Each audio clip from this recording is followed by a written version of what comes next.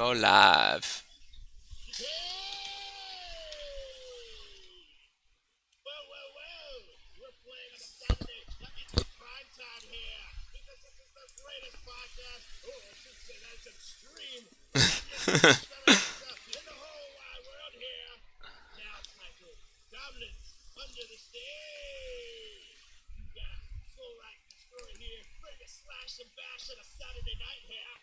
Of course, I'm here with my half man friend, Mr. Willamore Chattington, the chattiest man and the best one I know with the loot. And the king of Kaka himself, the Birdman, Luke Gouge, yeah. Tank of the group, by the way. Oh, we're like the little pecker of the group here. But anyways, to get us started, figured it's the end and all that. Take it away, Nick Gonzalez here. Oh, thank you, Solrak the Destroyer. Yes, Saturday Night Live. Let's get this shit rolling and on the road at the Carnith Roadhouse. And Not Saturday Night Live here, because we might get sued here, so I'd like to be on you. it's just a phrase, right? Yeah. All right. Turn a phrase. So let's do a quick little recap. We did a short one last week, so you guys ended up killing, or maybe you killed Jason and his mother. I don't know. Their bodies kind of seem to maybe have disappeared after you guys came back out from the hut. After you guys went back in there and came back out later in the night, bodies weren't there. You guys never really said anything about that, but they were gone. But anyways, you guys went in her hut and decided that you wanted to maybe get some sleep. Started poking around a little bit. Solrak kicked off his boots and realized that the floor below him seemed like there's some hollow space underneath of it. So took out a crowbar, wedged one of the planks up, and yeah, lo and behold, there was a underground tunnel going to some passageway underneath of the house. Done with the creepy shit for the night. You guys just decided to cover that up and get some rest. Wilmore decided to stay up for 2 hours first while everyone slept. Nothing eventful seemed to happen. The time just kind of rocked around on a rocking horse throughout the little shack. Ended up going to sleep, but in the middle of the night, a thunderstorm came and lightning striking down all around you guys erupted into the Balor, showing his presence once more to you guys and making it known to Wilmore that he is very unpleased that he took this second pact with the Aboleth, um, making him kind of choose one way or the other. Wilmore choosing the Balor, and he had to burn all the possessions and physical items that he may have had from the Aboleth to cleanse himself from him. Aboleth seemed like he maybe was not very pleased with that, but the Balor accepted that as that and said, this is your first and final warning. Don't let me catch you doing that shit again.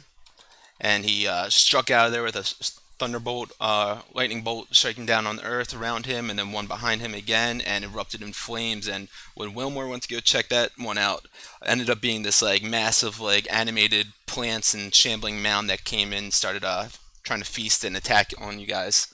You guys were able to take that motherfucker down, slash it, got some vines chopped them up like a chopped salad. And then finally, actually got some sleep for the night.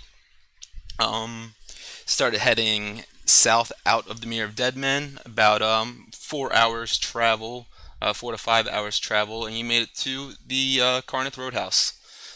Checked in for the night, went upstairs, yeah, fucking Roadhouse.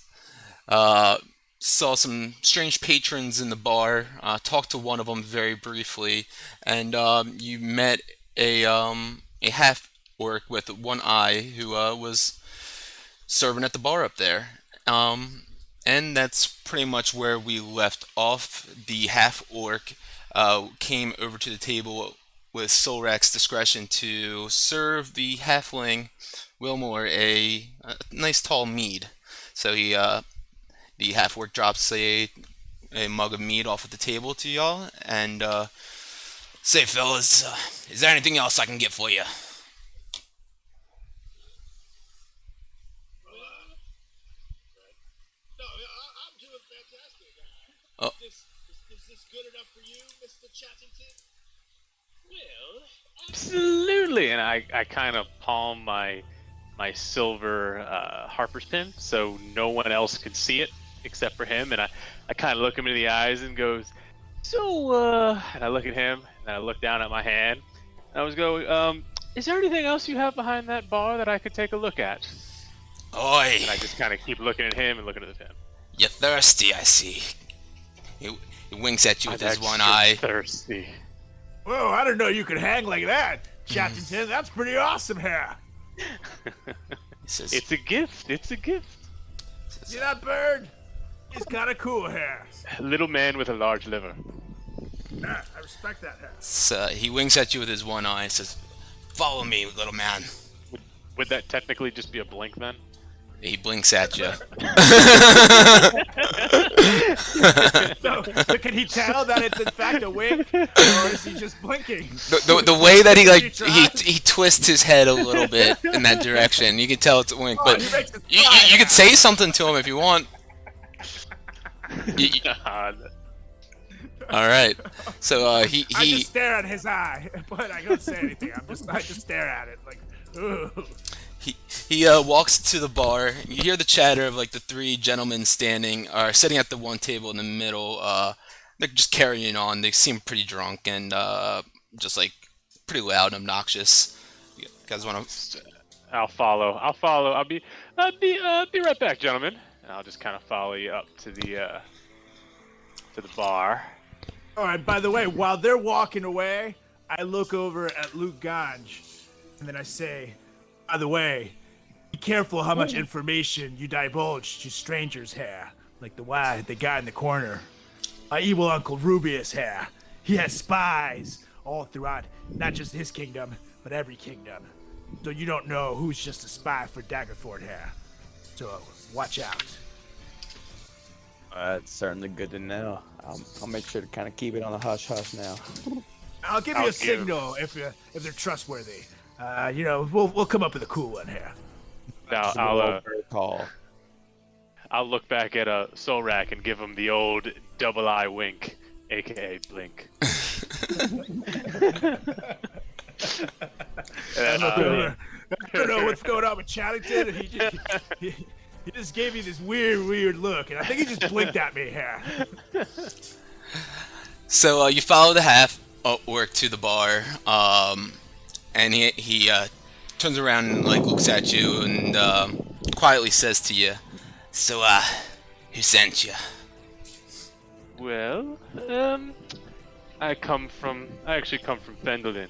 Sister Gariel sent me and the other folk down here to come looking for you. They said you could help spread some information. Is that correct? Sister Gariel, you say? Why didn't you say so sooner? I don't know if I can help you spread this information, but there is something I can help you with, I'm sure. And he looks around again, like making sure like no one's kind of watching him, and he pulls out from underneath the bar an ornate silver flask, and he uncorks it. It's like, "You look thirsty. You fancy an elvish wine?" I'd love an elvish wine, but I insist you first, my friend. "No, this is the finest in all the Sword Coast. I can't be drinking on the job." Well, maybe we'll have a sip of that later for celebration. Alright, he grabs a wooden glass, or a wooden cup rather, and he pulls out three of them, and he's like, yeah, I insist. And he pours this velvety red liquid from the flask into the small wooden cups, and he pushes the three over to you. Well, thank you, my friend. We will definitely imbibe later, but first the task at hand, my friend, before we party. Sister Gariel had mentioned that you could perhaps help us with the giants. The giants, you say? Yes. You see, Fendlin was attacked by two fire giants, and Duke Zalto had kind of came to Fendlin in hopes of raising Venendad. So we kind of had a big fight with two giant fire giants, and then they tried to dig out some giant staff out of the ground. Sister Gariel said you could help us kind of solve this riddle. I'm not sure if I'm going to be able to help you with that. Sounds like the fire giant's off to, they're trying to construct Vonendard again. It's something that they've been trying to do since Duke Zalto took the throne. None of my business per se, but Sister Gariel, she would insist that, you drink this fine elvish wine. And he once again blinks at you. Well, 3 cups of elvish wine. That's interesting. That's interesting. Well, I'll take a sip of one. And take a sip of one? Yeah. Alright. You take a sip of one, and instantly, you disappear. You are no longer in this room.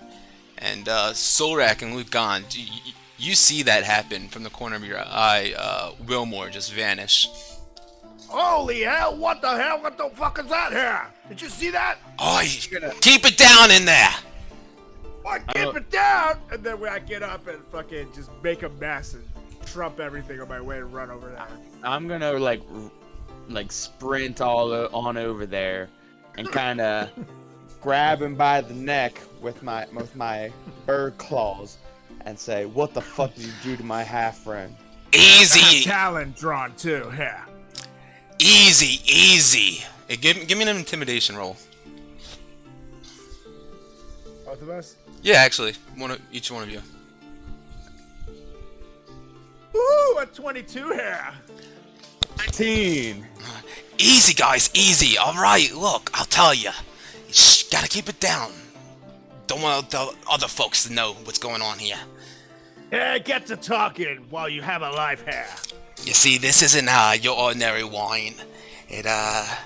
See, I'm part of an intel with the Harpers, and you drink this wine, and it'll instantly teleport you to one of the Harpers' teleportation networks.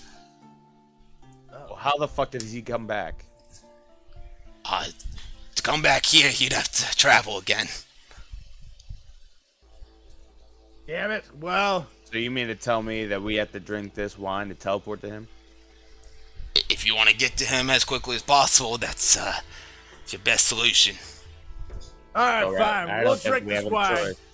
Either give me another mead before we go here. I wasn't running drinking. Yeah. Son of Well, a bitch. yeah. While we're here, one more. from me, Hurry too. up.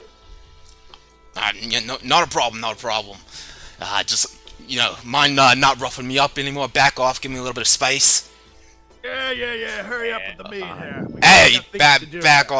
off. All right. Yeah, he brushes you guys off, kind of shrugs his shoulders at you guys, and goes to one of the kegs and starts pouring off some frothy mugs of mead for y'all.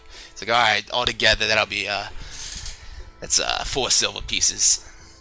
That should be free here, but hey. I'm gonna, fuck that. I'm gonna take a quick gulp of that elvish wine. All right, you take a gulp of the elvish wine, and you instantly disappear as well. I grab my mead and then I chug it here, like as fast as I can, and then I start, oh, hold on, let me flip around for my coins here. They're here somewhere, and then I quickly take a gulp of the wine, and then I disappear. All right. You all disappear. All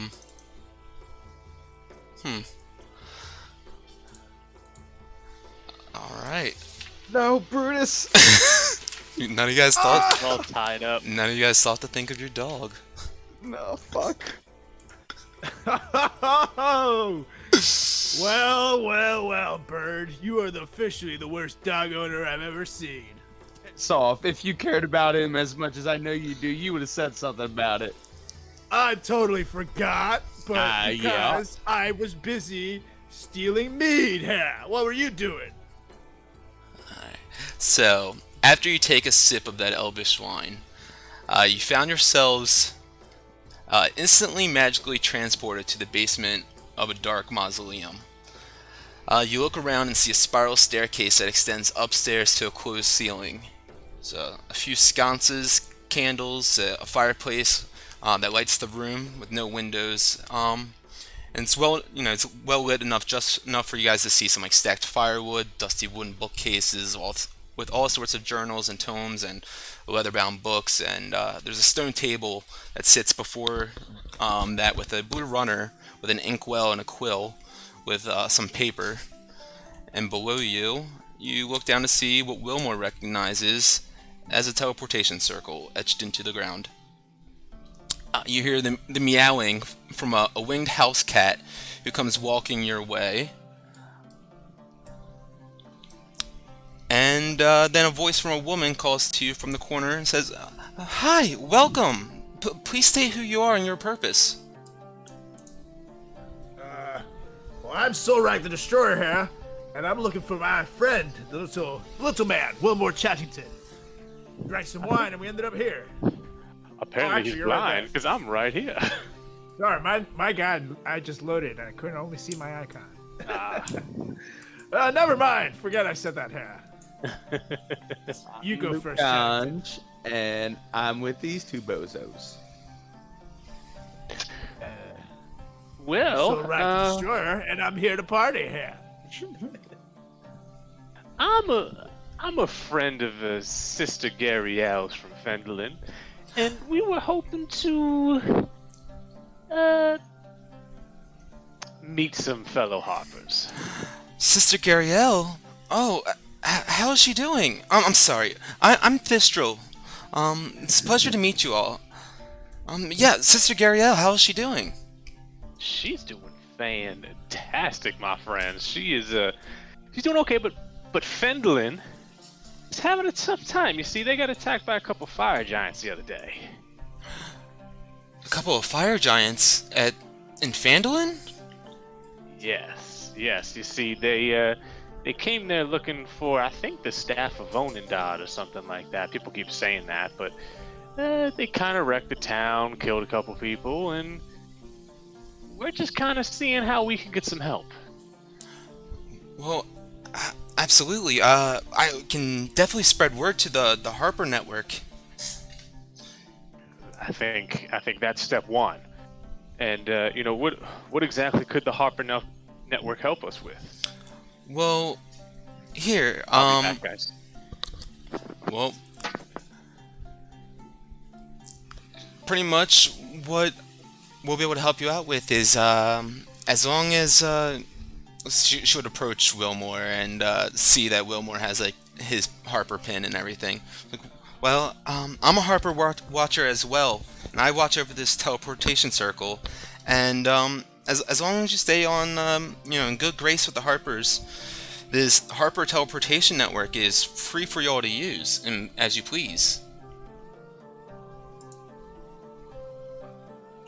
Awesome.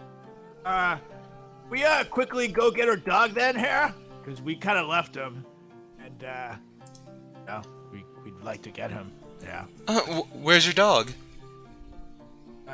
We were just at the bar at the Roadhouse, and somebody, and then I'll glance over at the bird, left him tied up outside here.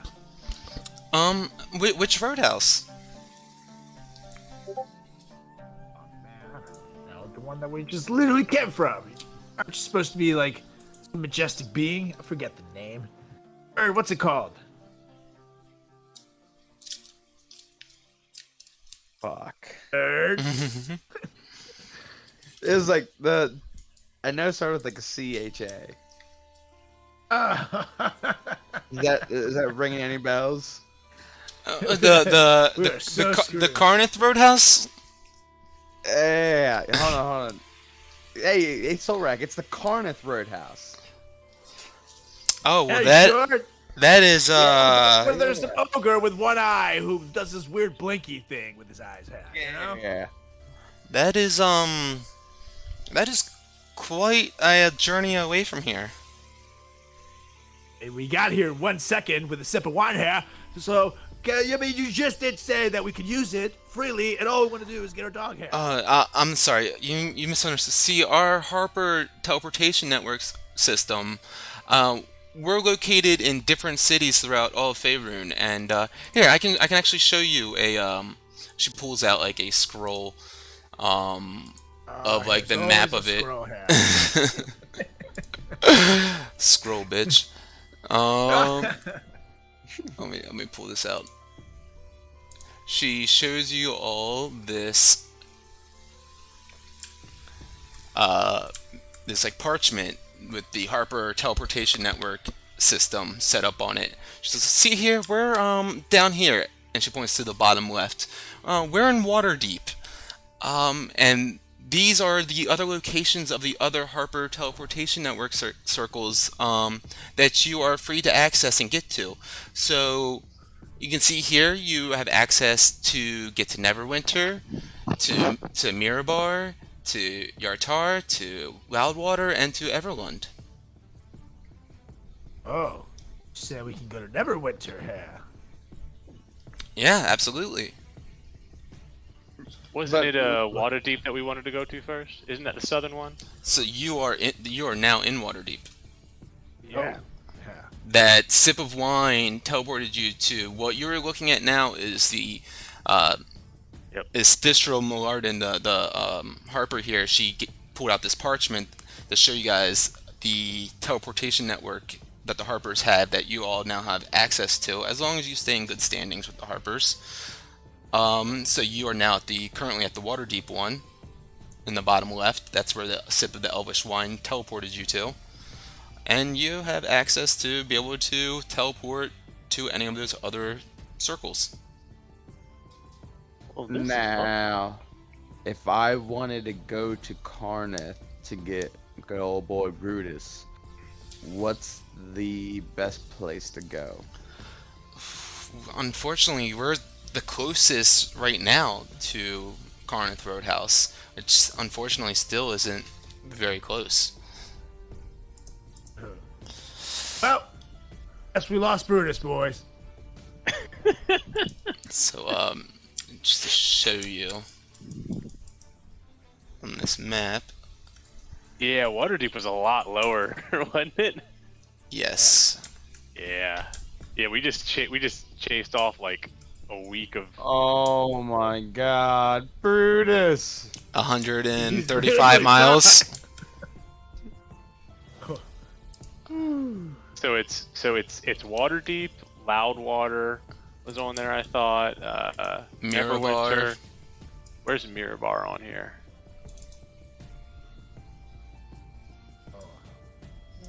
My shit. Whatever. It doesn't matter. I'll find it later. But the mines of Mirabar, I- isn't that where I- the giants are? I pinged you to it. So, Mirabar is where Harshnag mentioned for Yep. you guys to meet him outside of. Yeah, so now we can quickly get there, boys. So that's great. This is great stuff. Minus the whole, Birdman left the Brutus. And I'll send you guys in the chat too this whole thing. Yeah, no, that'll be great to have. That's awesome. All right. Let me put you back. You know what in else would be great to have here? Brutus. Birdman left him outside. So Had yeah, you cared so much about him, Solgrak, you would have said something about him, okay? Hey, I Don't even. protested when he was like, tie him outside here. I was like, no, I'm not going to tie my dog outside. We I have just- a bird with us and you don't care. But I just want to you point were out, all I like, didn't know this was going to happen. Y'all did. So you can't blame You me. should have known. You should have been the first to know it happened. I did when No. I was here. yeah, he teleported. You guys all watch him teleport and then left the dog. Is what he means. Yeah, but I know what he means. That's all I'm saying. You're supposed to be the smart one, not drink some random wine. Alright, so Thestral looks at you all. She gives you this map of the teleportation circle network locations. And then she shuffles over to like the bookcase over here. Says, oh yeah, also, this is a gift that Sister Garielle gave me. It's a coffer that she gave me a few years back when I first entered the Harpers. Maybe it might come in handy for you all one day. And she hands it to you, Wilmore. Oh, that's a Thank nice you. gift, yeah. You know what Thank you, else sir. was a nice gift? A dog hair. Here we go. Rather have a dog no, than go The on, the winged cat rubs up against Silrak's leg and kind of looks at him and just meow, and then kind of just shuffles away. Can I look at like what's? Is there something in the coffers or is it? Yeah, go ahead and open it up. I'm gonna open that bad boy up. So inside of it are 6 tightly wound spell scrolls. Ooh. She says, "Don't worry about opening them up. Inside those are you have dispel magic, you have fly, you have magic weapon, sending, tongues, and water breathing."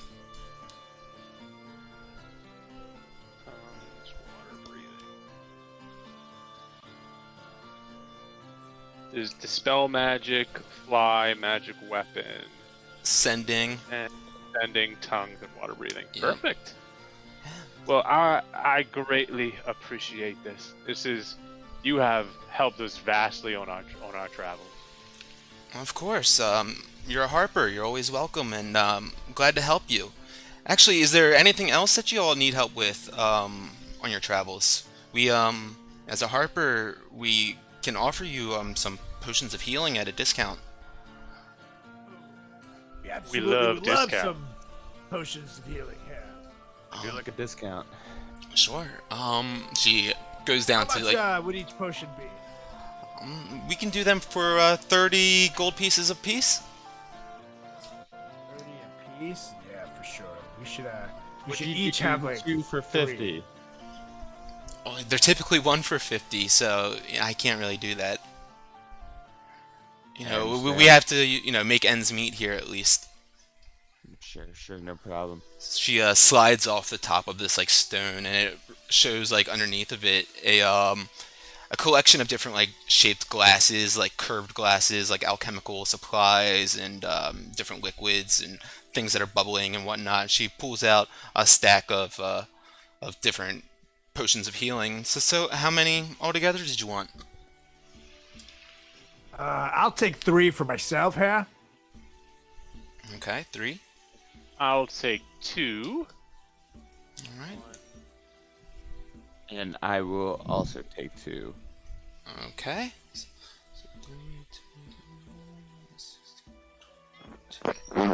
So altogether, we'll do we can call it 200 gold pieces. Oh. Here's my 90. You guys just owe me a meat here. You said, hold on, you said it was 200? Yeah, 30 And a pop. Solrak? Pretty much 30 a pop. Oh, wait, They're on so 90. how many did you guys buy? Solrak just put in 90? Oh, thanks, 3, Solrak. I'll put in 5, 50. 7 to 210. Yeah, so 200 is 55. fine.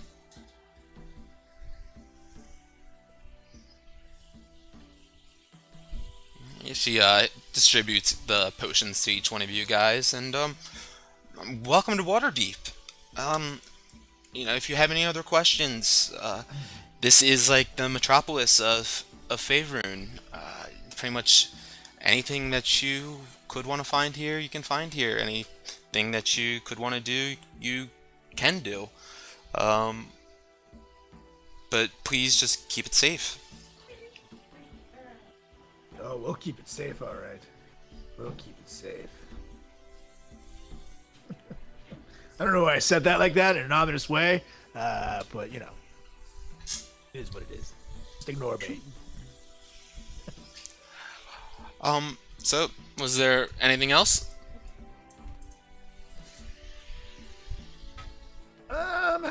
Tell me. Yeah. Since we're not so far somewhere I need to be, have you heard of, I guess, King, and I do it with quotation marks, Rubius from Daggerford? Yeah? He's the one that recently took over the throne of Daggerford, correct? That is correct, yeah. That's Shudder, as I say. don't know much of that except for the fact that it seems like he's dismissed the Lord's Alliance as his guard and has put in his own sort of guards for the city, is what the Harpers have been learning.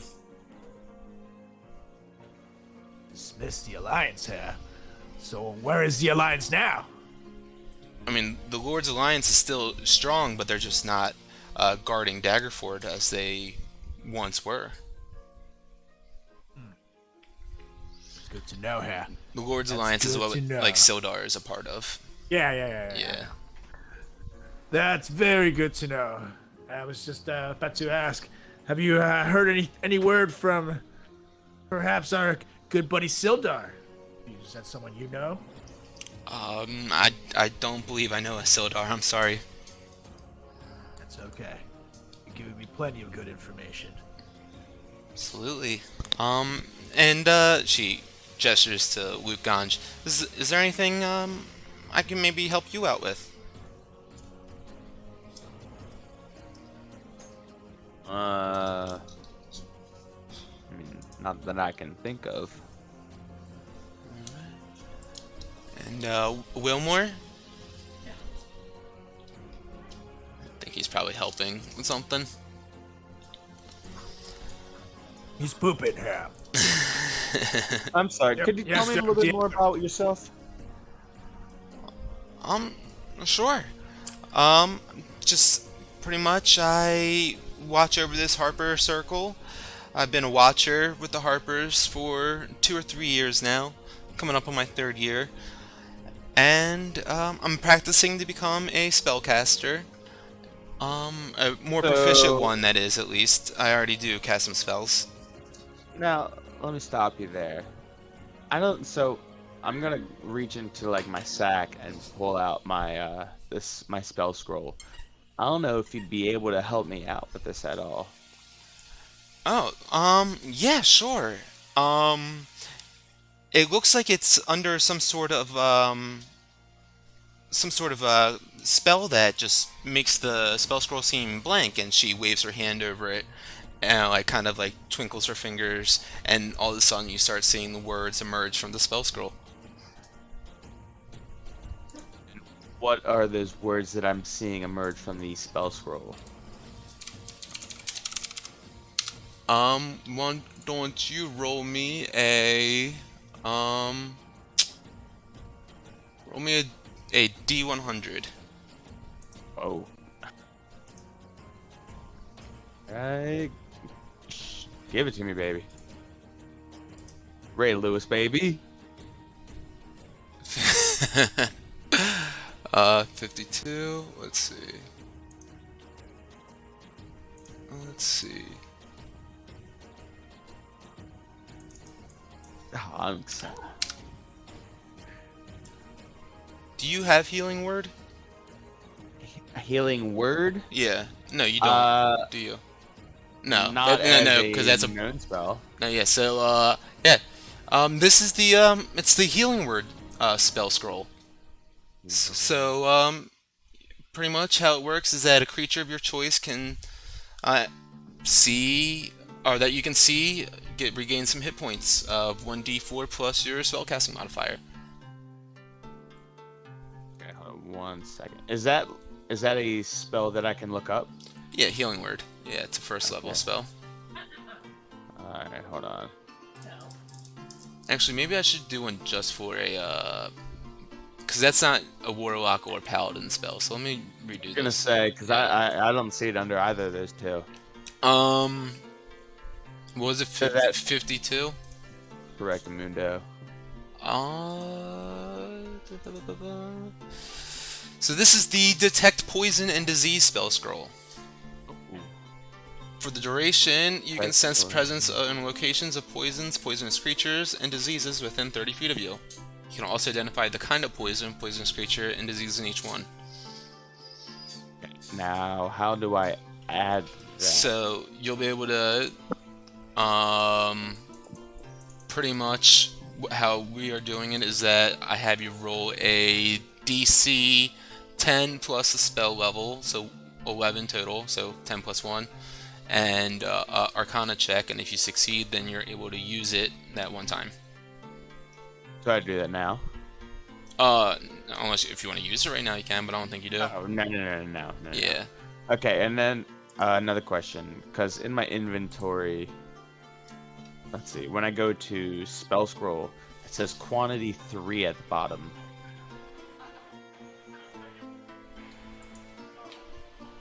Not sure why that is. But should I just remove the spell scroll? Yeah, I don't know what entirely? you might have put 3 in there on accident, but it was Gotcha, just that okay. one. Yeah. Yep, no worries, yeah. Okay, cool. So, Cool. Wilmer, you back? No. Okay. Cool.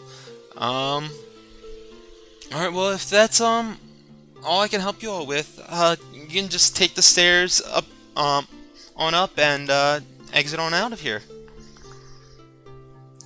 Well, thank you for the potion tab and for the information. Absolutely. We appreciate it. It's not a problem at all. Hey, and one last thing, Nate. Would you be able to? Are you able to send the picture of the Harper's like route area into the chat so that we can see it? Yes, Definitely? I said I was going to, but I will do that right now for you. Cool.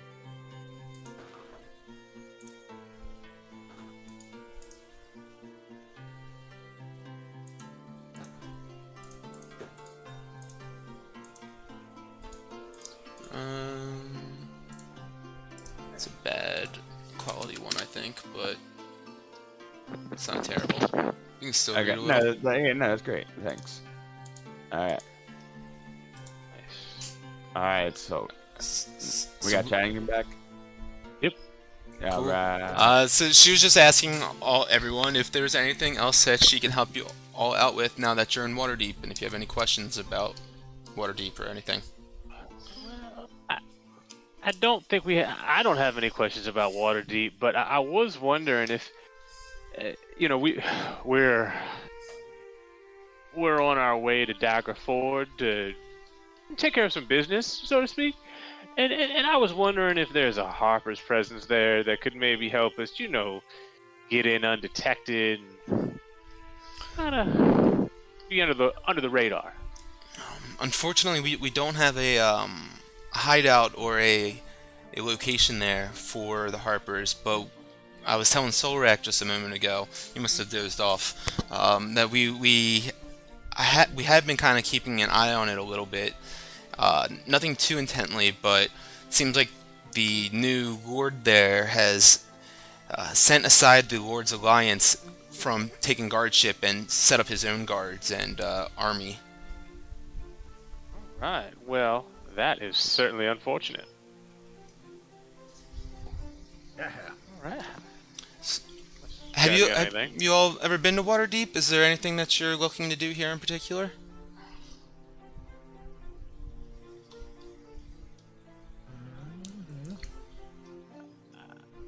What do you guys think? I mean, we were kind of in a rush for Daggerford, I thought, but is there any places of interest that we should maybe check out? Maybe a pub, maybe a bar. The Yawning Portal is always a fine choice for visitors and all sorts of adventurers such as yourself. There's also if you're looking for taverns in general, the Pampered Traveler or the Sapphire House in the Castle Ward district. Those are some great options, but the Yawning Portal is the one that most people tend to gravitate towards. What is the Yawning Portal? Now tell me, would there be a Lord's Alliance presence nearby here? Anywhere in the town? I'm sure there are some Lord's Alliance members here. Actually, yeah, there absolutely definitely are. Perhaps we could find them here? You might check with the city guard, or, it is evening now. Sometimes they do, go out for a drink after their shifts. Thank you. Why, thank you. Absolutely. The Yarning Portal, though, it's a tavern. It's in the Castle District as well, and it's ran by an older man there. He it goes by the name of Durnan, and the inside of it there's a deep well that reaches into the Underdark, and only the bravest, and if I may say so, only my personal belief, the dumbest of adventurers try to go down there into the Underdark to prove themselves. Well, we may have to try our best to keep the bird out of there. That definitely was a good plan. Burn.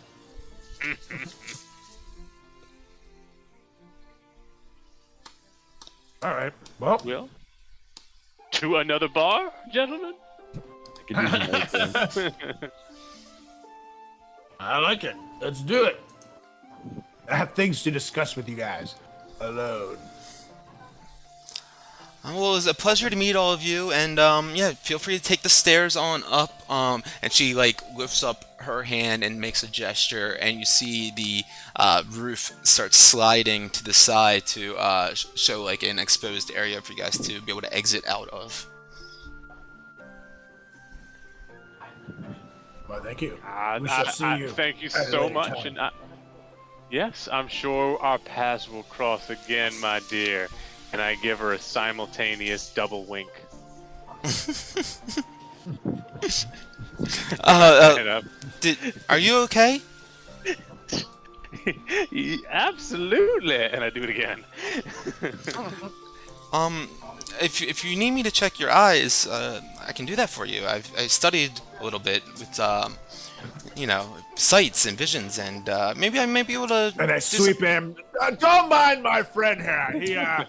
He's been hit in the head quite a bit. So we'll move along now. Let's go here. Let's go away. I just follow along like a toddler. So you guys go up the stairs. Just click over to the right, and you can move your tokens over there. You walk up the stairs into the top floor of this mausoleum. The name Myrna is inscribed on the front of the mausoleum there, and then there's also an engraving in Elvish that kind of goes around the side. There's sconces that light the room, and some candelabras on each side of the room with the same kind of blue runner on the stone altars. Any of you guys speak Elvish? I don't think I do. No. I do, actually. Nice. So Solrak would be able to read, if you would want to, the inscription upstairs around the wall. It reads, "All beings should walk free of fear, with the right to live their lives as they wish." Hey, Solrak, what does this say?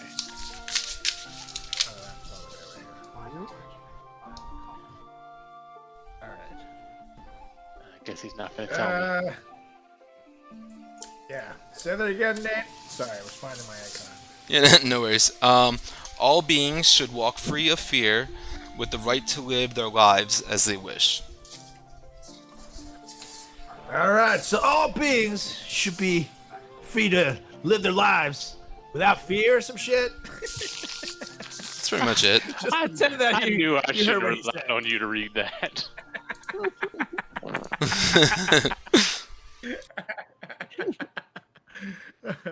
You heard the man, damn it. Just read it again. What? Yeah, Solrak. I actually did. I'm not 100% sure I heard you. What did that say, Solrak? It's right in front of you. It's right in front of you. Can you read it, Solrak? I get real close. Yeah, I can totally read you guys here. I don't know why you're making such a big deal about this. I totally just read it the first time here. It's like, he who wants to live fear, or live free without fear, should be allowed to, or some shit. In Elvish. I never knew the elves used some shit so frequently in their writings. It makes them sound eloquent here, you know? Just trust me. It's totally normal in every Elvish text. I mean, can either of you guys read Elvish and prove me otherwise? You know, I'm Yeah, gonna yeah. push him out of the way and cast comprehend languages, and I'm gonna read the fucking scroll out loud for us. All right. Like a waste. You already know what it says, huh? It's All right. it says All it right, Luke, what does in it the log. say? I typed it like 2 minutes ago. No, I think Carlos can't read if he I didn't read it in feel the like log. It's idiot. it's literally right there in the log. Look up. Open All up. beings should walk free of fear with the right to live their lives as they wish. See, that's what I said. And some shit. And some shit.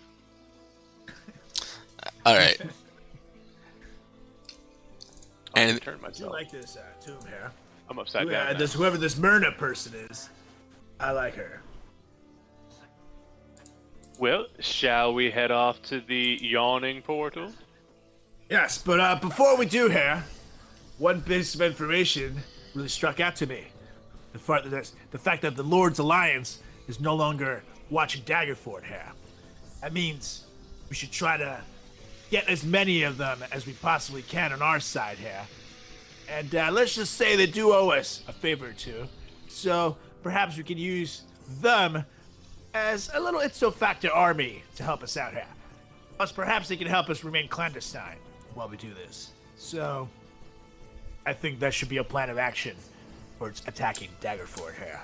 So I just want to make, because what I heard is that we are not going to go in stealthily. We're just going to get an army and go knock on the door.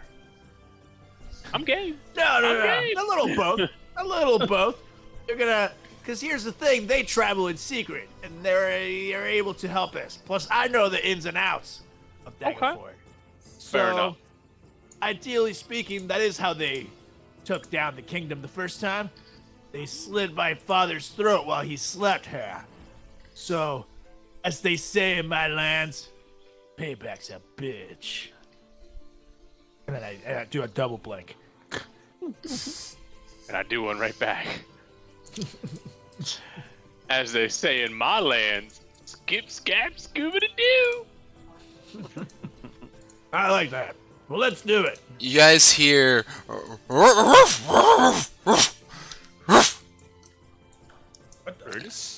Is that alcoholic dog?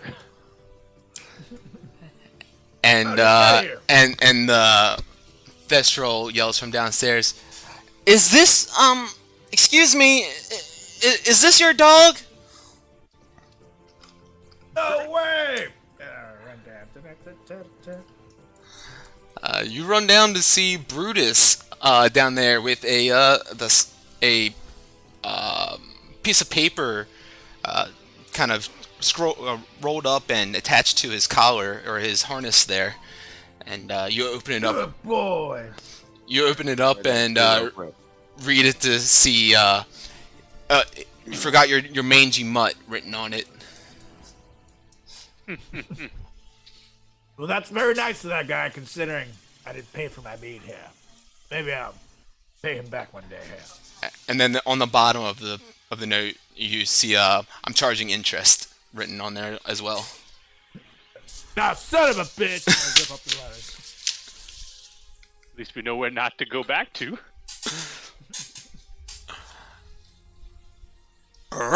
Well, now we got our boy. No thanks to the bird. Let's make our way into that town here, shall we? Let's do it. Let's stretch our stuff. Yeah. All right. So, you guys are currently in the part of. Let me add Brutus to y'all. In the area of Waterdeep called the City of the Dead. Like I said, Waterdeep is like a massive city. It's the biggest in Faerun, I believe, and it's kind of like the Manhattan of Faerun, and so there's different wards all set up throughout it. There's like the City of the Dead. There's the Sea Ward, the South Ward, the North Ward, the Castle Ward, the where else is there? I think that might be Dock Ward and the Trades Ward. And then there's a Field Ward too, I believe, like a North one. Yeah. And so you guys are right now in the City of the Dead, which is like the most eastern part of Waterdeep. and you're leaving this mausoleum. And as you make your way out of the mausoleum into the burial grounds of Waterdeep, um, a cool breeze gently passes by you, and you see it pick up a few leaves in the distance, and they like swirl around and do a little dance, and they slowly fall back down to the ground in the darkness of the evening. Out to the west, you can hear the faint sound of the city nightlife in the distance, but there's an eerie silence in this resting place that leaves an unsettling feeling amongst you all. I got a bad feeling about this. Yeah. Kind of. I look around. I mean, is this like a graveyard? Oh yeah, this is a graveyard. You guys were just in a mausoleum, and so you are like smack in the middle of the city of the dead, which is the graveyard of Waterdeep. And can we see where the bar we're trying to find is from here, or no? No, out here. Let me show you guys how big Waterdeep is real quick. Let's see, can I send this in here? Does this work? That doesn't really work. Let me send it in the Discord. That doesn't really work either. So, City of the Dead is like this green patch to the very east, the small like green patch, and that's like where you guys are at. You're like in the very southern part of that too. To the west of that is the Castle Ward. To the south of it is the Trades Ward. To the north of it is the North Ward. To the west of the North Ward is the Sea Ward, and above both of those is the Field Ward. And then below the Trades Ward is the Dock Ward and the Southern Ward. So the Yawning Portal is in the Castle Ward. You guys are in the City of the Dead, which I like. Not too far apart. Yeah, you're not too far, but you don't know exactly where it is per se. But you know it's over there. She said, in the Castle Ward. Well, I mean, should we make our way on over there? I mean, I could use a mead. Yeah, I guess that's the easiest way to do it would be to head west, I guess, right? West and then south? So we. We can certainly Sounds try good to that. me, huh? All right. Well, let's just mosey on around. So you begin West walking we down go. the path and pass some grave sites and crypts and tombs, and once again that kind of cold wind touches your skin and makes your hair stand up. Stop right about there. And out of one of the mausoleums, approaching you, you see a humanoid creature who seems to be moving with purpose. Closely, you see them armed with a shield and sword, drawn and held in a way that shows skill. And even at this distance, something seems kind of off about this creature. It's humanoid, yet you can see areas where the bones push past the flesh a little bit. I pull out Talon. Yeah. It doesn't seem I like don't like the looks of this hair. a mindless undead being, but it's definitely not alive. Behind you, Yell at it. Stop! it keeps on moving close to you, and behind you, you hear some rustling around you as you see pushing out from a grave another one of them, and you turn around to your west where you were just heading, and you see coming out from an alleyway, two more coming in even closer, and you turn back to see that first one, who is even closer to you now, about 15 feet away, and now you can see like this leathery, just kind of gross flesh that's drawn tight across its bones, and the teeth have like grown into sharp, jagged needles, and eyes that burn with a malevolence as you meet them, as this blue fire just erupts from within this whole like sinister being of them, and they are all moving in a lot closer to you now, and I'm gonna add them to initiative tracker, and we're gonna roll initiative. This is a horrible town. Fuck this town. Well, you're just Isn't it supposed to be like the biggest town? It's just that's ridiculous. This is ridiculous. you're in a graveyard. It's a grave. Does every graveyard have a million things trying to kill me? No, but when Waterdeep, well, maybe you'll learn about this. But here, roll history check for me. Maybe you know this. History. It's an 18. Yeah. Waterdeep unfortunately had to start burying some of the people here, kind of vertically and not in actual graves, and kind of desiccating their souls. And they pledged allegiance to Orcus to come back and feed on and take a vengeance on all these people that did them wrong in their lives. Well, that's fun. Yeah. Glad we did them evil in their lives, apparently. Well, you're trespassing on their lands. Hey, Wilmore, why don't you just tell me what history you know? Well, these things are pissed because they were buried standing up, and sometimes you gotta sit down. Oh, yeah. Yeah. Sounds exactly like it, yeah. Or some They shit. had to poop while standing up while dead. It's horrible. It's horrible. That is pretty hard, even while living. Believe me, I've tried. Anyway, let's kill these bastards. So, Rack, or Wilmore, you were up. With Ganj on deck. Oh, and Brutus too. At him. Which ones are these? So that's this one, and that's this one. So here we go. We're gonna pull out the big guns because it's late at night, right? It's like, Yes. Okay, cool. So we're gonna try this. We're gonna cast Hypnotic Pattern in. Let's see here, ruler. How big are these? Oh wow, that's a really big cube then. 30 by 30. Go ahead and send it to the game log. Oh yeah, I gotta do, is it my sheet? And then it spells... You're not gonna like this one. Especially with how big it is. Oh, it's not updated. Oh, it's not updated in here. Okay, I don't have Tiny Hut. I put it on my other thing. So I'm gonna switch that out. What do you mean you're gonna switch that out? I have it, I did it on my laptop, but for some reason it's not in here on this sheet.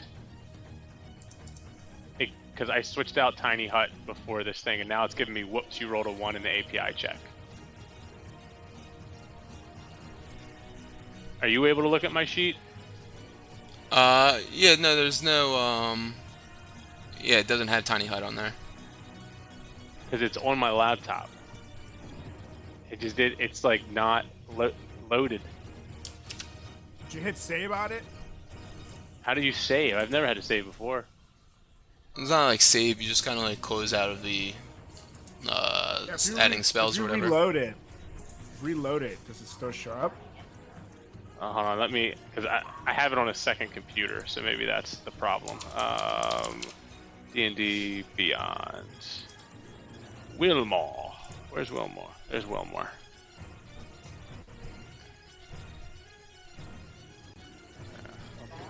I don't want McAfee. Stop trying to give me McAfee. Yeah, it's on here. When I load it, it's on here. It's just not loaded into here. Well, that is interesting. Because I'm not seeing it when I go into and I open it up on your own sheet, anyways. But it's alright. You're trying to cast Leomon's or whatever it's called. Leomon's. No. I'm trying to cast Hypnotic Pattern. I don't want to cast time because I switched that out. Oh, I see I see Hypnotic Pattern. Oh, you do? Yeah. Okay. Well, for some odd reason I get an error code when I do the sheet. So if you want to throw it into the game log, that's what I want to do. I see it on the sheet that I have open in another window. Let me see if I see it on here. Yeah, the DM. Oh, the DM is. Oh, you're looking at my sheet, so I can't do anything. I think. Yeah, it's essentially 30 by 30. So I think I get all of them, but the guy on the lower left. Alright, so creating a twisting pattern of colors that weaves through the air inside a 30-foot cube within range. The pattern appears for a moment and then vanishes. Each creature in the area who sees the pattern must make a wisdom saving throw. Fail. The creature becomes charmed for the duration. While charmed, spell creature is incapacitated and speed is 0. Okay. So it's a wisdom saving throw. So I'm gonna do that to catch all the three on the left and the upper right, because they're 30 feet by 30 feet. So they would fit in the cube. I don't know. Is there a way for me to lay a cube on top? Let me see if we can draw a square. We can do this, but not gonna worry about that. I don't think. Yeah, they're all in there. Just like that. Yeah, those three. All right, and they become charmed for the duration and can't move and incapacitated. Okay. It's only one saving throw, right? Yeah. Well, I mean, they each roll one, but they don't have to re-roll each time. Perfect. So that one succeeds the blue one, Okay. and incapacitated, right? Yeah. Are they both incapacitated then? The top and the bottom one are. Those two are incapacitated. Nice. Yep. And so they can't take any actions or reactions. You have concentration on you, so the spell does end if you break your concentration. Yep. And it also ends if they take any damage. Yep. Or if someone uses an action to shake that creature out of the stupor. So, okay, good to know. Anything else that you want to do? I'm just gonna say, don't touch the ditzy ones after I cast it. Alright, yeah, so you see Wilmore pull out his lute and play like a chord on it that causes like this like hypnotic pattern to start swirling out of the body of it, and starts radiating around the bodies of these undead beings. Two of them you see start getting like lost into trance and start like just like weaving back and forth, kind of looking like they're like on a boat almost. And the one in the center just shakes it off and keeps on. Looks down over at Wilmore and pulls out his short sword and kind of like grunts at you. Ride the wave, baby cakes. Anything else that you want to do? That's it. Or hold on. So So then I'm gonna move. Yeah, I guess these are trees, right? Yeah. So I'll just kind of move back a little bit behind the trees. All right. Very good. Lukanj. All right. So first thing, my Lightbringer is glowing this beautiful glow. Let me just say that. All right. And then I'm gonna come at the bitch in the bottom right, and go at him with the Lightbringer. And we rolled a 15. 15 to hit. That hits. All right. So move on up to him where you are. Yes, sir.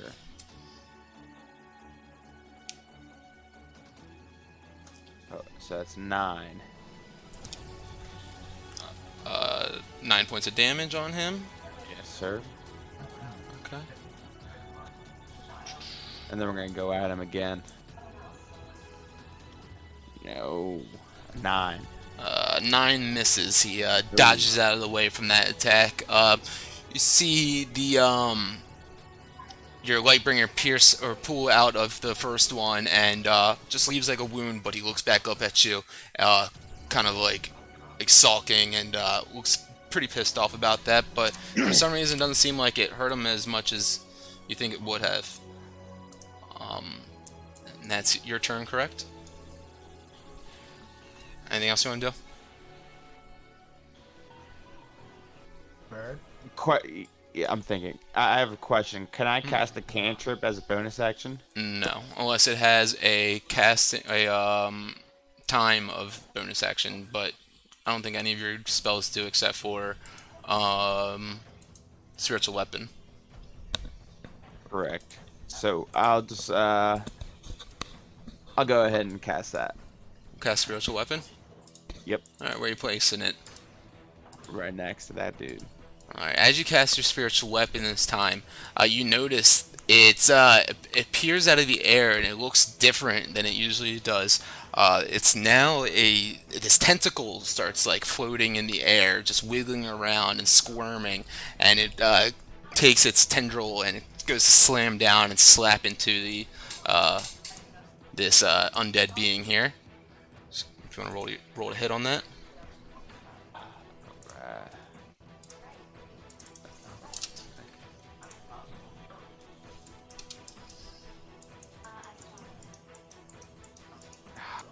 8. An 8 misses as your new spiritual weapon, this tentacle, just floats in the air and slams around, and this undead creature dodges out of the way of it. All right, and that's your turn. So this So it guy. looks like he's tickling him. Right? An old tongue Yeah, it lashing does. over there. Tickle, tickle. So this undead dude, you see him. He's armored and holding. Let me send you a picture to the game chat. Whoa. Yeah, Kind of badass looking, not gonna lie. definitely That's badass gnarly. looking. He walks Doing a metal band with that walks guy. up to Solrak, and he takes a swing with his longsword. Misses on that swing, and then he misses on that one as well as he rolls the same exact attack. And Solrak just like dodging out of the way after these 2 overhand slashes come down on him, and yeah, that's his turn. This one still just like kind of bobbing and weaving around the yellow one to the left. Can't really move. He's just like looks like he's like lost in a trance. Solrak, you're up. Alright, so first things first, this guy just pissed me off here, so I'm gonna go into rage here! Hell yeah. And I'm gonna look at him, say, you made a big mistake, boy, and I'm gonna swing talent at his bitch ass. Bam! That's a 15 here! Yeah, 15 hits. And let's see what we got for damage. We got a 9 for damage here. 9 plus. Plus 2, so that's 11 here. Alright, slashing into him. And let's You see, took your what? bonus action, so can't do a Oh, I second can't swing. do. Okay. No, I was gonna say my action surge. You could do that. But nah, I'll save it. I feel like I can use that later. Sure. Good. You guys see Solrak just like Hulk out, and he pulls out talon and slashes into this undead being and rips through its armor into its flesh, and he looks up at Solrak. Definitely looks scary and pissed off.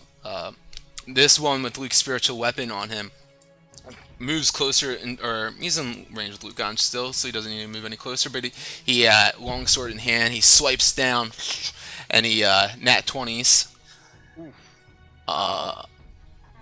and he let's see, will that roll my 2? No, so 10 plus another. So 19 points of slashing damage total on you. And he's going to go ahead and raise his sword one more time. And he's going to take another slash down. And he goes and tries to slam down on you one more time. And you're able to dodge out of the way of that one. Brutus is up now. Brutus is going to go running up to the one next to Solrak. And he's going to take 2 bite attacks at him. With advantage because you were there. That first one hit, and then this one will. Let's see. Also hit. He does 10 plus 10. He does 20 points of damage total on this undead creature as he bites into it and starts ripping apart its flesh, just like tearing it apart. And that is his turn. This one on the top, the orange guy, he's still looking very dizzy, just bobbing around, like lost in a trance. He looks like he's in the pit at a fish show, just like feeling it and like just like swirling around. Up next is Wilmore. I'm just gonna start shredding on the guitar, and then I'm gonna put up the old devil horns and give like one tap towards the one by Solrak, and that's gonna be an Eldritch Blast. Nice. Eldritch Blast shoots out from the tip of the guitar or the lute 21. and boom, impacts him, nails him. That's gonna be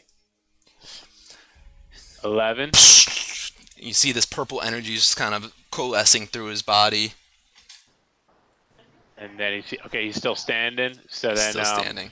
I'm gonna give him the old Gene Simmons tongue at him. It's gonna look just like Luke Gange's spiritual weapon is doing to that guy. But I'm gonna do it to the one on Soul Rack. All right. Ooh, that's a 14. A 14 just hits.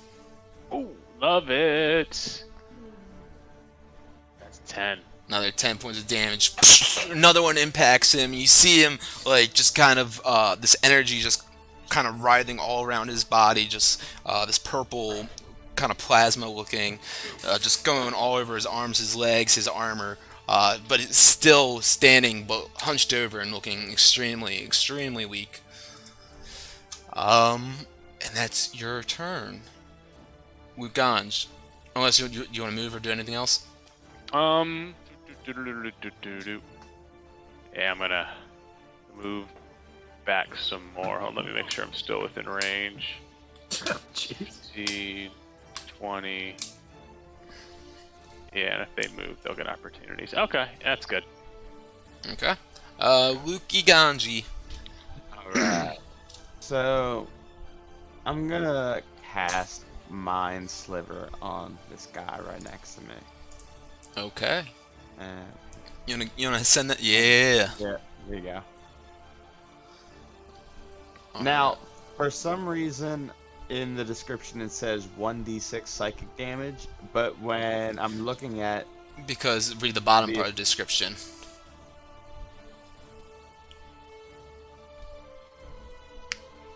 oh, see, I was confused about that because I thought that meant like 5th level warlock, not just like level No. 7 Arcakra. Alright, cool. Yeah, Yep. So I have to make an intelligence saving throw, correct? Yeah. correct. And be 12, not 15. Boom. 18. He feels this this energy kind of going through his mind. But being undead, it doesn't seem to connect at all, and he just shakes it off and he looks back up to you. And you see this sharp toothed jaw just like clenched and staring at you.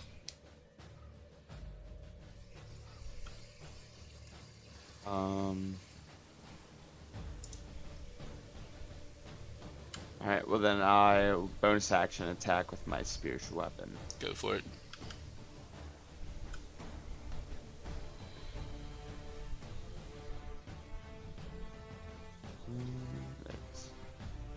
Oh shit, hold on. Wrong die. There we go. 12. 12. The tentacles try to slam into it and it misses. Alright. Anything else you want to do? That is everything. Okay. This one next to Soul Rack is up. He's going to, feeling extremely weak, he's going to stare into Soul Rack's eyes. And Soul Rack, you are looking into these like burning blue flame like pits of eyes, and you're feeling like this like drain like from your body. I need you to make a Constitution saving throw. Oh. If one thing a foreigner knows about is Constitution savings. Ah! 14. 14. You're able to shake off this feeling that is like creeping into your body that is after he stares at you, and shake it off, and you just look back at him, ready to fuck shit up. But he sees that didn't work, so he's gonna go ahead and take a swing at you. 14 misses, and then a 15 misses. So with the last ditch effort, he just like picks up his long sword, lifts it up one-handed, and tries to overhand slash down, and you dodge out of the way, and he tries to do it one more time on the other side, and once again you easily dodge out of the way because he's moving pretty weak and slowly right now. Yellow dude is up. Once again, he's just kind of moving around. Nothing's happened to him. Yeah, it's getting dizzy. Soul Rack, you're up. All right, here. And actually, do I have advantage on my hits because I have Brutus with me? No, you do not. He didn't give you help. All right, Yeah. cool. All right. Well, I'm gonna take this one right in front of me. It's time to fuck him up here. So first things first, it's talent time. Bam, bam, bam, bam. 14. 14 hits, man. Yeah. And that is a 6 damage. +2. +2, yeah. Fuck, sorry. Slashes into it. You see this white just fall to the ground on its knees and then collapse into like just like a pile of bone and like leathery flesh. Yeah! That's 1 down, boys! 3 to go. And then I run up to the one next to Luke Ganj.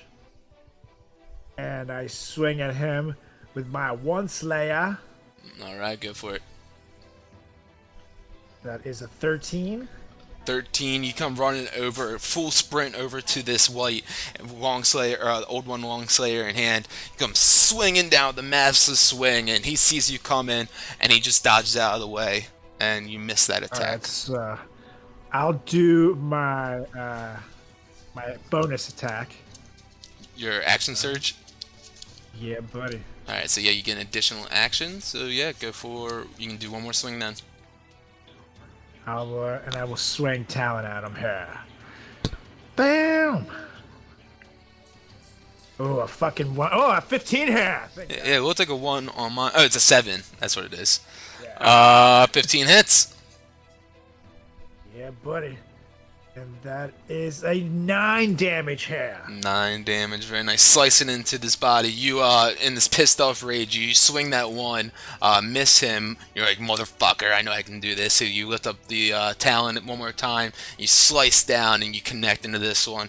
You see like a wound slice through its right arm and exposed to like where you think you should see like blood and flesh. It's just like looks like dried up and like bones and fucking gross. Anything else that you want to do now? I think that's your full movement and everything. I'm good. Cool. That one's turn now.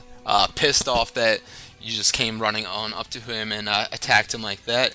He's gonna just slice down on you. Misses that attack. And misses that attack.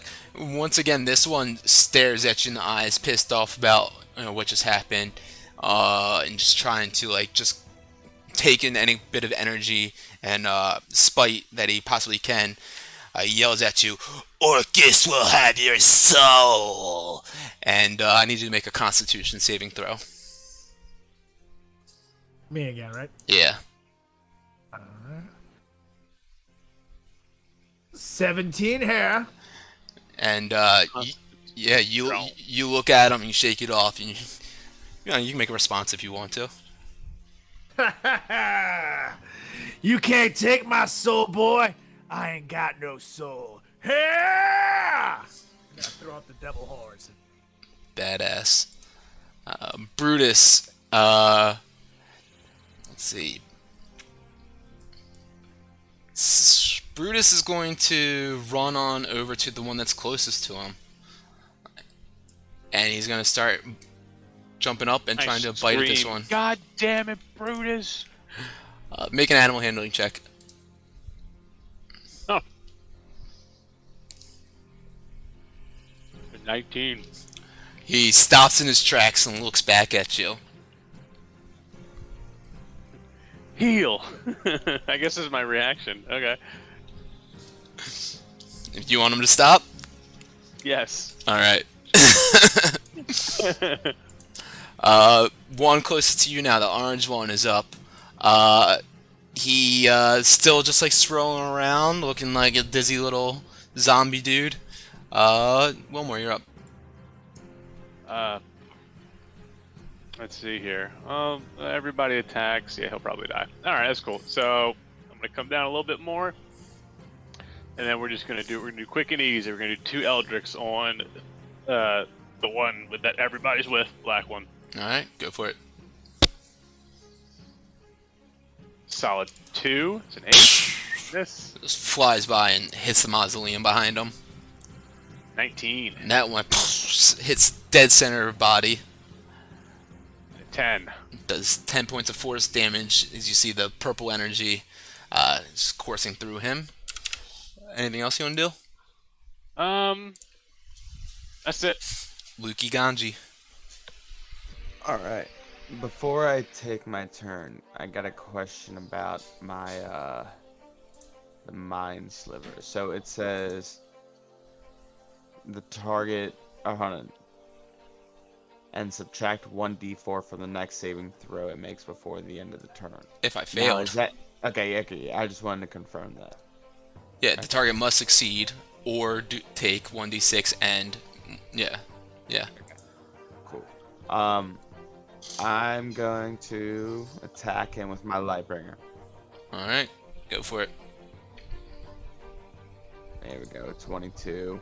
22 pierces into him. Give it to me, baby.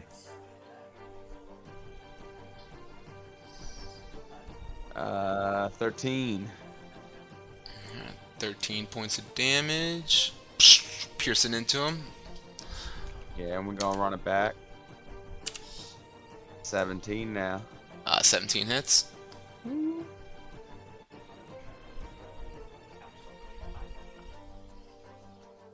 Oh, that's 16 damage. 16 points of damage. Piercing right into him again, and still standing, but definitely looking pretty weak now. Oh man, let's see if we can finish him with my spiritual weapon. Sure. Oh, 21. 21 is a hit. Nice. Nice. 5. 5 points of damage, slamming into him with your spiritual weapon. This tentacle just like flopping about, hits his body and does a little bit of damage to him, but still standing. Anything else? I have my turn. Alright, that one is dead. This one is all dizzy busy. And Solrak, you're up. All right, here. It's time to finish off this biatch. First things first, it's talent time here. Ooh, that's a 19 here. A 19 is a hit.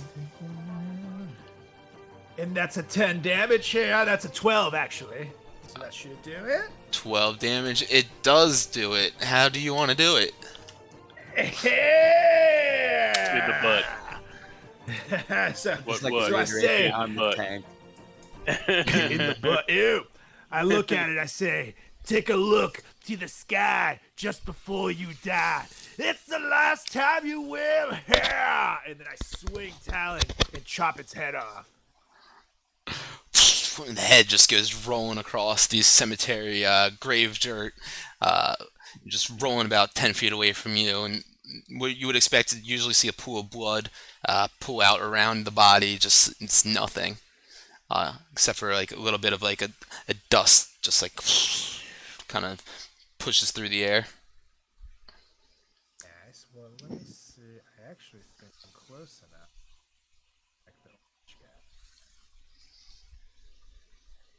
guy. I'm 30 feet from him. Yeah. So then I'm gonna run to the one on the right here.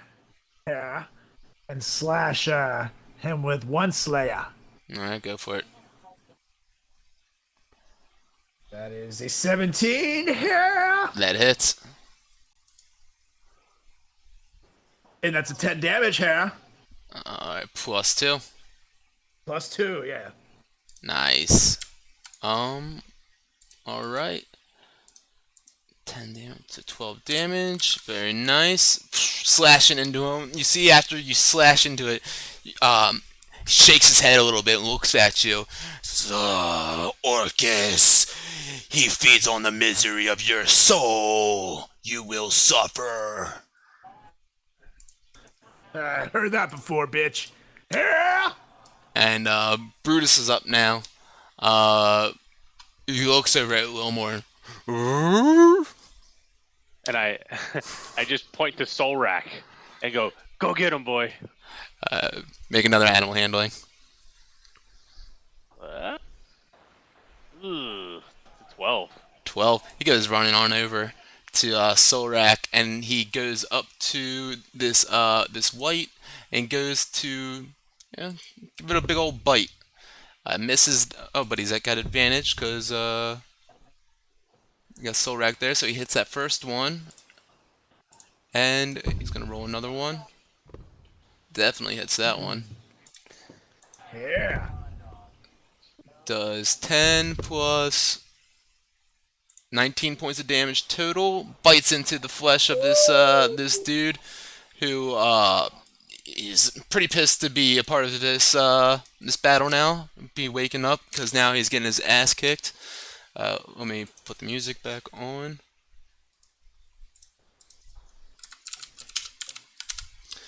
It's now his turn. He's going to lift up his longsword and come slashing down at Solrak. God damn, I cannot hit you guys. Bullshit. Oh. Nat 20 me. Oh, that's right. That was the one, though. It takes two Oh, yeah, slashes yeah, at you. 20. Yeah, takes two slashes at you with his long sword. You just you're in this complete heat of the moment rage mood where you're just you're like Rocky Balboa. You're bopping around everywhere and nothing can fucking hit you. And once again, this You one's want bad? You want bad? this one stares up. And he looks over at Brutus in the eyes instead this time, and starts Brutus trying to do something to Brutus, but Brutus shakes it off. No big deal. NBD. Wait. That counts as an attack, right? That counts as an attack, right? What's up? That was Brutus's Constitution. Or what are you trying to do? Okay. What? The zombie guy? Well, yeah, the zombie guys talking to Brutus counts as an attack, correct? Because I have Sentinel, so if anything is 5 feet within me and it gets attacked, I can then attack whatever's attacking it. So if so, then I get to attack this guy. No, that's not an attack. Actually, it's it's just something that kind of happens. Okay. It's a weird thing, but definitely a good call on that. Okay, Wilmore, you're up. I just want to point out, I think it's Sentinel, but I think that is the most broken feat in all of D&D. Good job, Solrak. Yeah. It is a good job. Stay close to me, y'all. Yeah, right? See, I can't break concentration because we still got one up. I don't want him to run away too far. We'll just cast double Eldritch Blast at the guy on the upper left. First one. That's a 16. That connects. 7 damage. Second one is a 9. 9. 7 damage, though. Very nice. This Eldritch Blast just strikes his body. See him start twitching around a little bit, still shaking off this dizzying effect. Kind of just got hit by this barrage of everyone just kind of just slammed into him. Brutus, Solrak, now these Eldritch Blasts, so he's still shaking it all off, but he's still standing. Anything else that you got? A little bit. Done. Luki Ganji.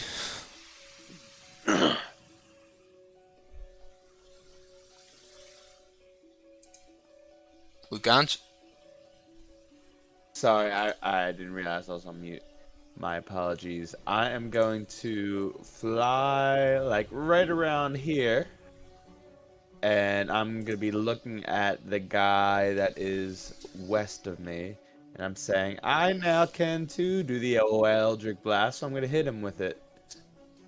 Alright, go for it. This is the one to the west. That's fucking weak. The one that, Yep, so the that's one that's incapacitated? I didn't think it was incapacitated anymore. the one on the west is still. I thought Brutus just hit. Oh, shit. Oh, no, I can...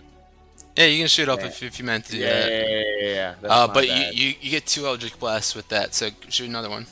Yep, you are right. Oh, nat 20. Alright, roll damage. Nice. As that Eldritch Blast energy slams into the body of this white, it's just coursing through him. This force energy, force damage, is just like putting him on his ass. But he is still standing. You see him though; he's looking very weak. His like slack jawed a little bit. His one shoulder is dropped down. The long sword down to his side. He's looking weak, like he can barely carry that. Alright, and then I am, let's see, so I'm gonna move my spiritual weapon. I can move it up to 20 feet.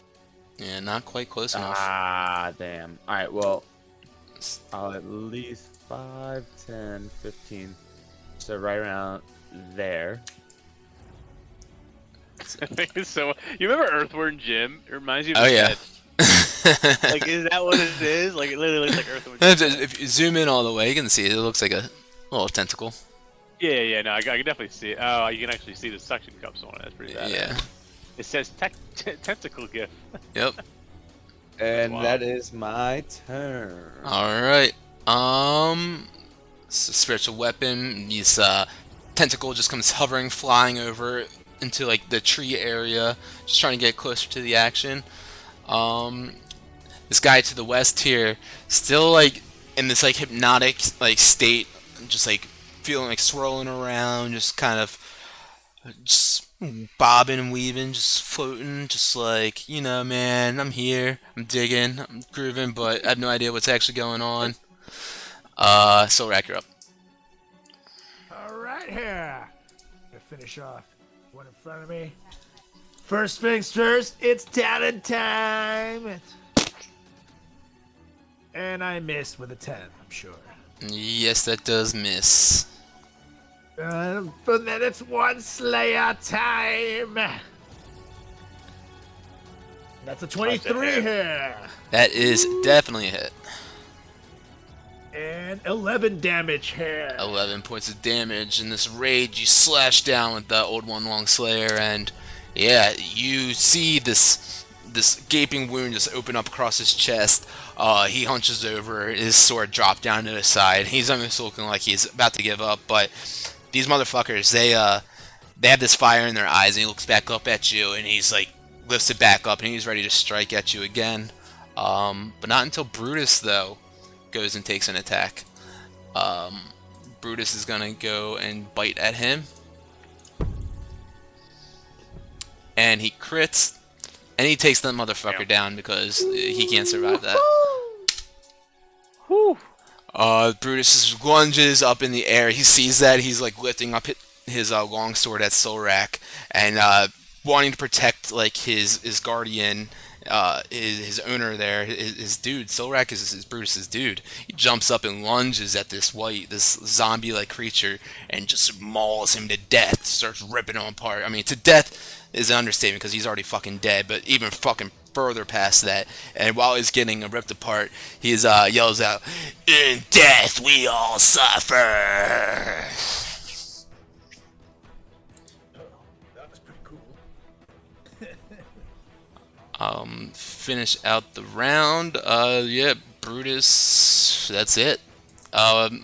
This guy's still standing. Let's see, we're 5 rounds in, so he's got another 30 seconds of this spell. Yeah, don't you love this smell, Nathan? It's Smell. not. Isn't it great? It's not terrible. So I'm next. I'm gonna position myself well, and I'm gonna ready 2 Eldritch Blasts at this guy for the first person that touches, or as soon as he wakes up. I'm gonna hit him with 2 Eldritch Blasts.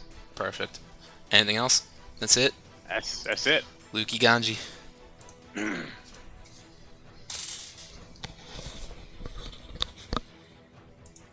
You muted again? Rip Van Winkle? Alright. Hey, hold that thought, Jimmy. Yeah, so let's try and finish him off the old. Actually. Huh. So, guys, should we keep him in the state that he's in right now? I'm gonna communicate that to you. Want me to just So I'm gonna go at this dude with Lightbringer then. come you perch up your wings and flutter yourself over there a little bit, and you land firmly in front of him, and you go to pierce Lightbringer into him. Yeah, you better believe it. And then 18. Yeah, that's a fucking hit.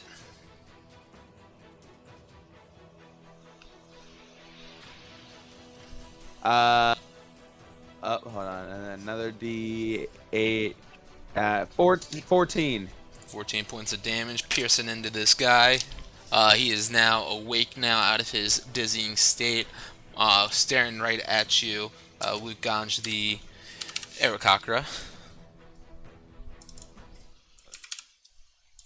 Anything else? And then I Can you guess hear me? Now I can. Yeah, all right. And I'm gonna say, hey, good morning, nice to see you. And then I'm gonna come at him again with a Lightbringer, huh? Oh, 13. 13. Hey, oh, Gabagool, hold that thought. I am. Fuck, where is it? Fuck. It is Guided Strike. Boom, plus 10. Okay. Yeah, you held me off, so good job. Yeah, you better fucking believe it. All right. Better be worth it. Better be worth it. 11. The Gabagool held me off. 11 points of damage, piercing into him. He's still standing, of course. And then I hit him with 2 Eldritch Blasts, right? Absolutely. Here's the first one. That's a 22. Yeah, that hits. Hit. That's 10 damage. Cool. Second one. It's a nat 1, but I'm going to use my reaction to reroll that. Go for it. Is this during my turn? And that's 22. Yeah. Yeah. That's pretty I cool. readied an action that as soon as you woke up, I got to bust him. That's another 8. 8 damage. Psh, these 2 Eldritch Blasts just completely connect him in front of Luke Ganj as he's still removing the Lightbringer from his body. Luke Ganj looks back at him, at Wilmore, like, alright. I give him 2 simultaneous blinks. Or winks. And then I'm gonna just give him 1 wink, and then without And I'm him gonna look realizing, confused, not knowing what that is. without him realizing, I'm gonna move my spiritual tentacle right next to him and tickle him to death. Wilmore, make a dex saving throw, or a dex check. Oh, this is so funny. A dex saving throw? Not saving, just, oh yeah, make it saving, sure. Yeah, I can do stagger. I'm Yeah. sorry, Chaddington. If I was a little closer, you could wait, have plus fine. 1 in my Oh, arm. yeah. Fucking A. Yeah, he's fine, yeah, you go to tickle him, and he's like, get this fucking tentacle out of here. So that's your turn, Luke, right? Yeah. Alright. This guy in front of you, he's up now. Let's see if we can hit you again. Huh? How about that? Maybe nat 20? Alright. 18, that hits. So he comes Jesus. slashing into you with 9 points of damage. He's gonna lift up his sword. Actually, no. He's going to... Motherfucker. That's it. It's his turn. He's looking weak. After he slashed down at you, he's looking at you. He still has like this look of determination in his eyes, his flaming eyes. But I think he knows that he's outnumbered here. Solrak, you're up. All right, here. So then I come charging in like the true badass I am. So, excuse me, Bear. I have some killing to do. And I swing at him. Why does my icon keep getting moved back? There we go. Excuse me. What is happening? I got My icon's moved I got it. So I'm gonna swing talent at him here. And that's a 16, yeah. Yeah, 16 hits. And that is an 11 damage here. 11 points of damage, slashing into him. He's looking very weak, still standing though. As you just Alright, leave it's his... one slayer Yeah, time. go for it.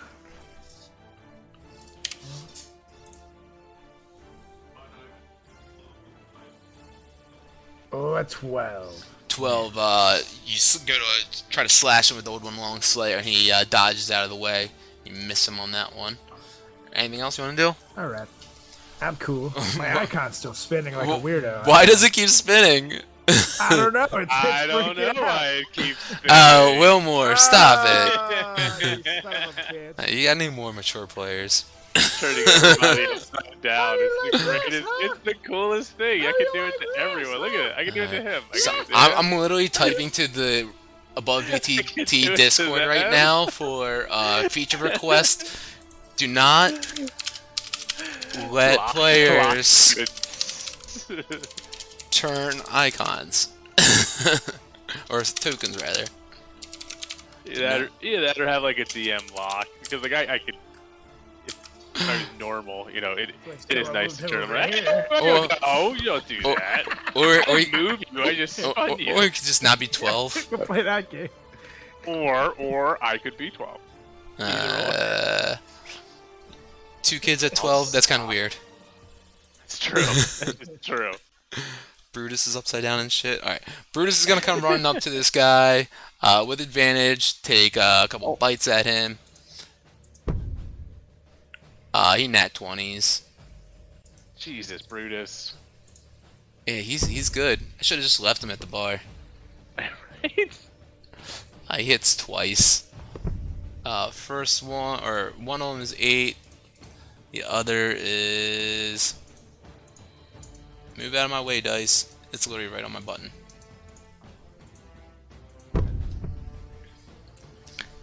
So Brutus once more jumps up at this zombie dude, this white, and he starts ripping apart his dry, leathery flesh, and just going to town. He spits out the flesh. Ugh. He's like, tries to spit it all out, and that dude is left there, not moving, not animated anymore, just a pile of dry, leathery skin and bones. You're welcome, gentlemen. That was easy. easy. Yeah. I wasn't hit. Me neither. I feel great after that here. In fact, I feel like I can do it again. How are you guys feeling here? I look over at the bird. Oh, sorry. Yeah. Oops. Smack him on the shoulder. You feeling good, buddy? Wait, what the? Are they alive again? Okay. Damn it. Alright, can you hear me now? I Yeah. hear you now. Alright, fucking Asher. Excuse me. I am gonna lay 28 hands on myself to go back to full health. Okay. Could you go to a room to do that? Not do that in public. Right in front of you. Really excessive here. You're gonna watch it. You're gonna watch it. You're gonna like it. You don't have I'm a gonna- choice. I'm gonna go over to Brutus and I'm actually gonna like give him like neck rubs. Like, that was a good job listening, buddy. That was a really good job. And I actually have a bullywalk necklace from when we killed those frogs. I'm gonna put that around his neck. I swear to God. You know, on second thought, I'm gonna take it out of like his hand real quick, and just throw it up, like on top of the roof nearby. Both of you guys make a dex check. The necklace that I was gonna give him. Yeah. I make a dex check. I did 18. I got 21.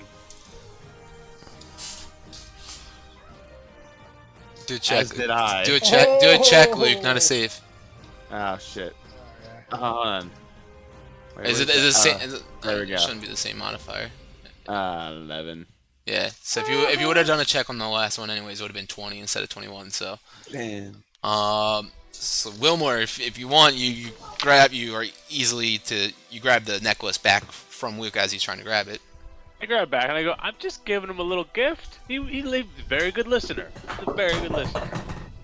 I'm gonna I put swear it to on God, if it teleports him somewhere. him. it's the necklaces we got from we killed the frogs. Don't you remember? Come on. You're fine. And I'm gonna put that on him. And then I'm gonna put, so I have a regular Harper's pin and a platinum Harper's pin, right? Yeah, you do. Okay, and then I'm gonna put the regular Harper's pin like on the bottom of it, so it's like under his jowl, so like he can't really see it, but like if you like took him home and like petted him, you'd see it. You know what I mean? It's like on his harness thing or whatever. Yeah, yeah. Cool. Yeah, gotcha. Or, like on the bottom, so like it's not readily visible. Yeah, so I'm almost like where like a dog's name tag would be, kind of, or more so Yeah, on his yeah. belly. Yeah, kind of. Yeah, exactly. Gotcha. Yep. So then I'm gonna lose the pin. He's got the pin now, and then I've got the platinum pin. Cool. Yeah, you Alright. easily put that pin on Brutus, it's fastened to his little harness that he has on him, and yeah, these creatures just still lying there around you all, this pile of bones and everything. As you stand in the city of dead. Can I investigate the Well, bones? I Just believe a we were pile of going to the bones? bar. Yeah. Yeah, you want to? You want to investigate the bones? I'll just take a quick look at the bones, real quick, guys. Yeah, go ahead and make an investigation. It's a 9. Yeah, it doesn't seem to be, you go search around each one of these, like, bodies that are just lying there. They all have, like, this, like, studded leather that they were wearing, and a long sword. Pretty cool looking long sword. But, yeah, and no kind of material items outside of that, nothing of any wealth, no gems Alright. or anything, yeah. Well, I mean, I guess we just had to kill some people. That happens. Ain't nothing but a thing. Wonder, To the the bar? question is, I wonder if they were sent to kill us, or if that's just Well, part of this town. We'll have to So- inquire about these. so I want to be honest with you. I can ask him if you want. Ask them. How the hell can you ask them? Because we leveled up last time, and now Daddy has 3rd level spell Speak to the Dead, so I can wake up a dead thing and ask it a couple questions. That sounds good to me. Ask us Now some it shit. doesn't have to ask. So let me like, did my sheet work? Yeah, it works. I'm gonna do spells. So it is a level 3, so that kind of sucks, but we'll probably go to bed soon. So what is it? Send a game log. So I can do that.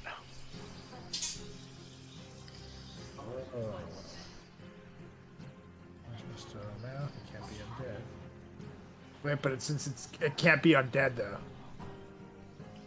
It says. But I guess it's dead now, but it was undead, or is it? I don't know. How does that read? Are you asking me as a DM? Yeah, I'm asking you as a DM because like when it, like it can't be undead. Like now it's dead, isn't it? Hey, go ahead, make a nature check.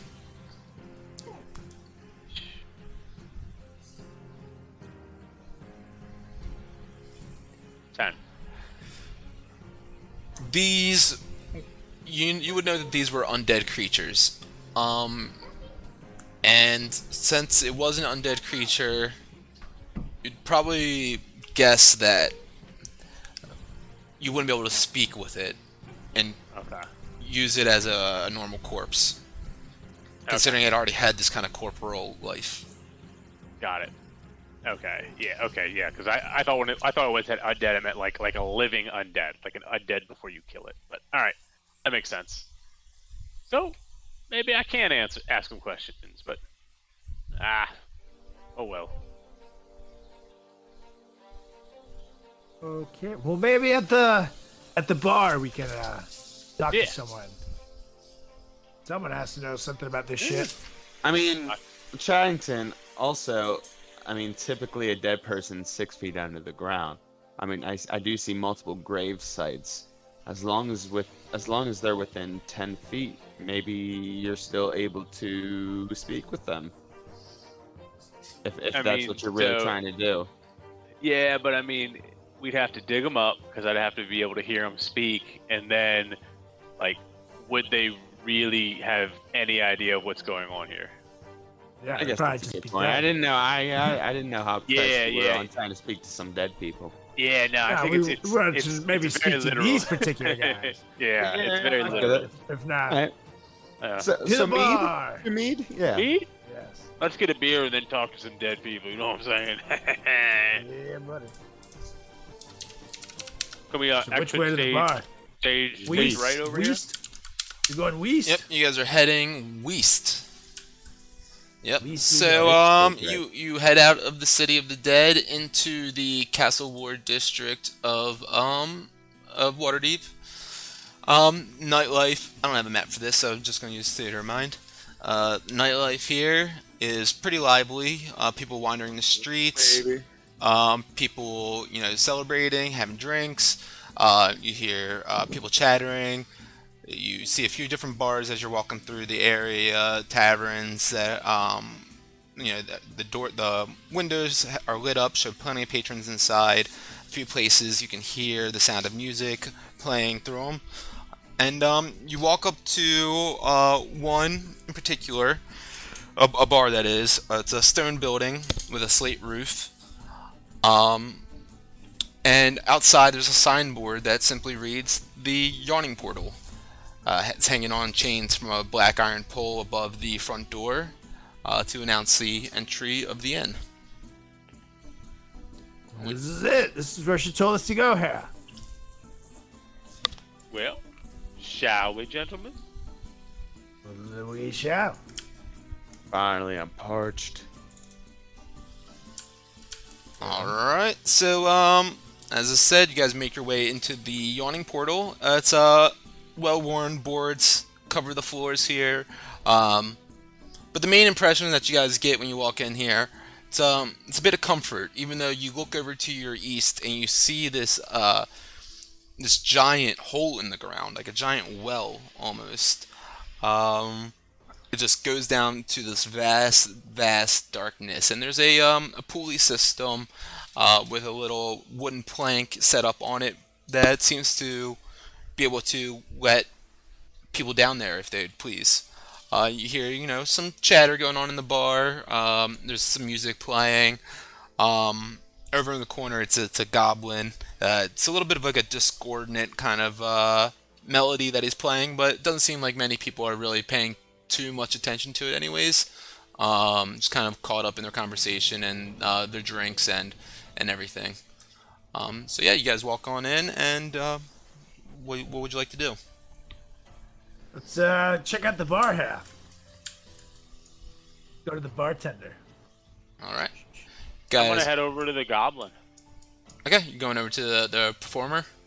I'm just gonna sit next to him and listen.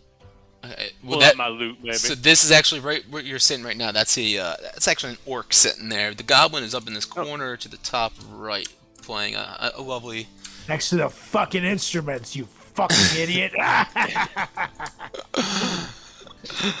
I didn't see you all the way up there. All right, so we'll go around and we'll give each one of you guys like a turn to speak and do something. So let's start at the top of this initiative order that we have here. So Wilmore, what are you doing? I'm gonna go over to the goblin and say, "Hey, buddy, what are you playing?" You walk over to the goblin. Yeah, he is playing a tune, and he seems like he's into it. He's kind of like lost in this melody as he's playing like his pan flute, and he has like on his toes or on his feet these cymbals that like clap to like play like a percussion along with it. But it sounds really fucking out of key, and like I don't know. It's like you're listening to it and you hear what he's trying to do, but it's not there. But he's having a good time and he's lost in it, and he looks at you as you like call out to him, and just kind of opens up one of his eyes and then closes it back again, and you start seeing him like shake back and forth and like groove into his own music. I'm gonna use my amazing lute skills to kind of not overtake, but not help, but kind of attribute to the sound that he's making. I'm gonna play backup for a little. Yeah, go ahead and give me a performance.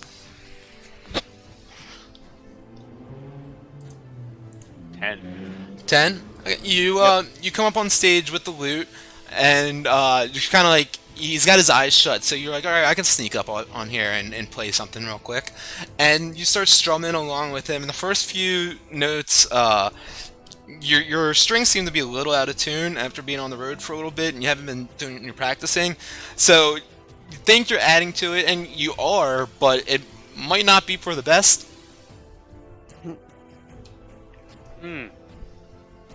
Might not be for the best. Well, I mean, just for anyone that's listening, that is. I'm gonna tune my lute a little bit then. All right, make another performance roll for me. Jesus, that was a bad day.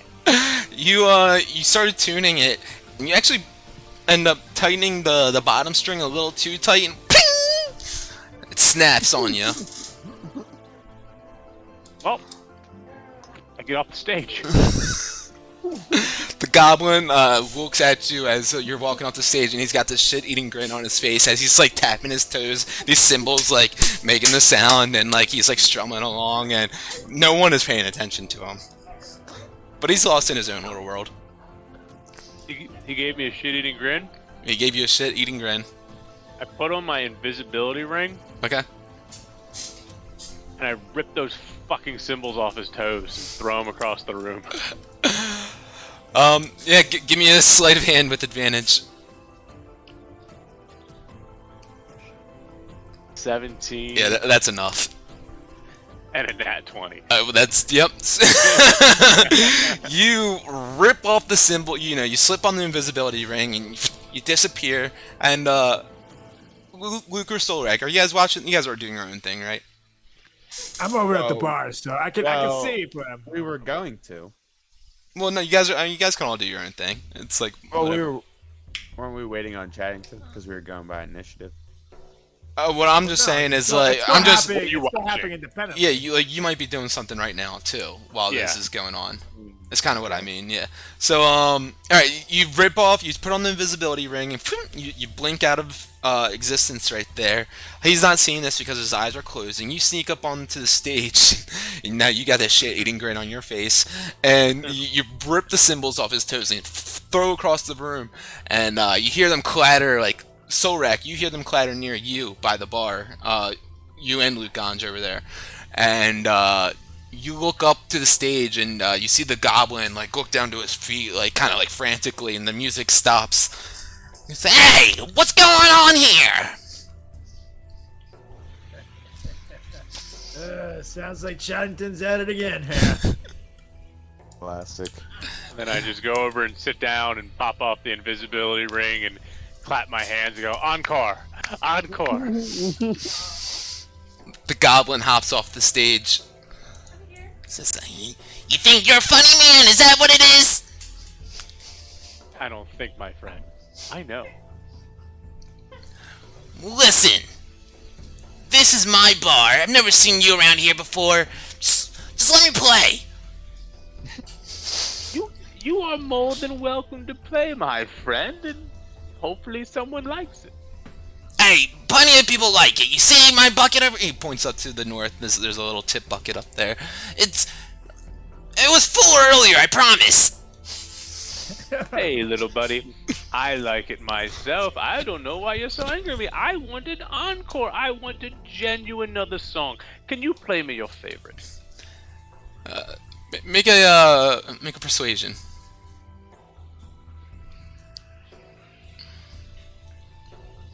There you go. My favorite, you say? Well, I was just playing it, but I'll play it again. And he hops back on stage, and he starts literally playing the exact same song that you were just hearing with the, well, where are my cymbals? Well, my friend, I can't help you with that. Hey, new cymbals, new song.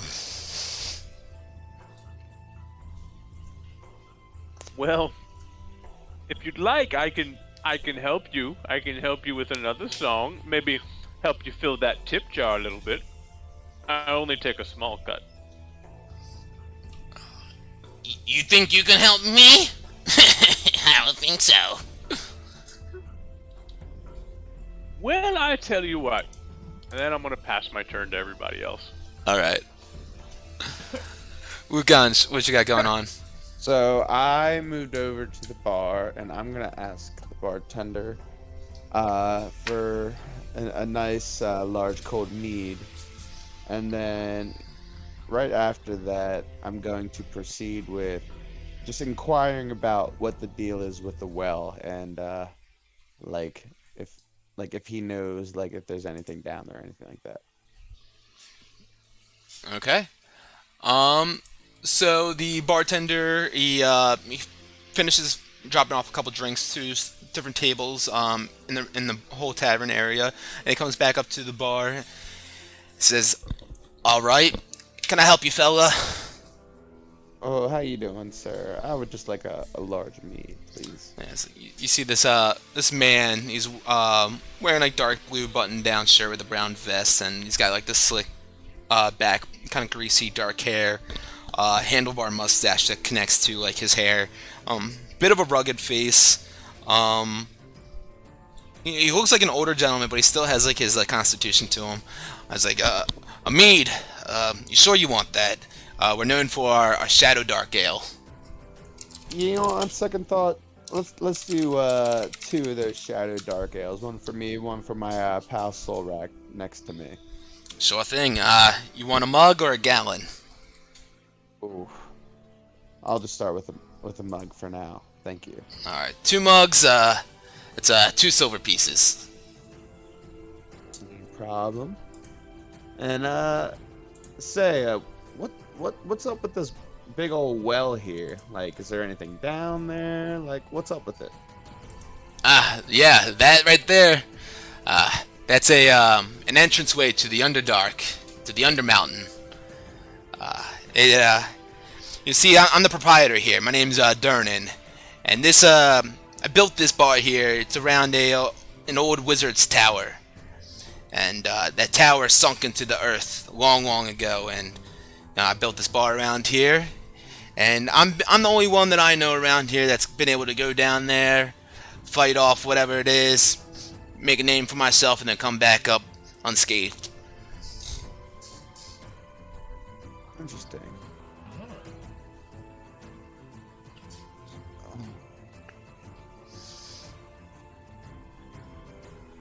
Can I talk, or is it just Luke? If you'd like to. I mean, yeah, I mean, it's Luke's turn, but if he's open, I'm totally fine with you butting in too. It's a whole open roleplay, so go for it. So, we literally were just attacked by these undead creatures outside here. Would they have anything to do with this well? You don't think anything about that? They probably have nothing to do with the well. It's, where were you? Were you over playing messing? Graveyard.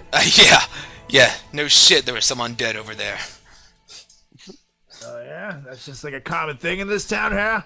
You know, when there's too much, when hell is full, the dead will walk the earth. Whoa, that's badass. But I've never seen that anywhere else here. So Yeah, we had a bit of a problem. Kind of overfilled the cemetery a long time ago, and we started having to stack the bodies vertically between just anywhere we could fit them, just so that we could, make the best use of the land. And unfortunately, it's not a very sacred way of laying a body down. And yeah, we try to stay out of the city of the dead there. Some kids go messing around at night.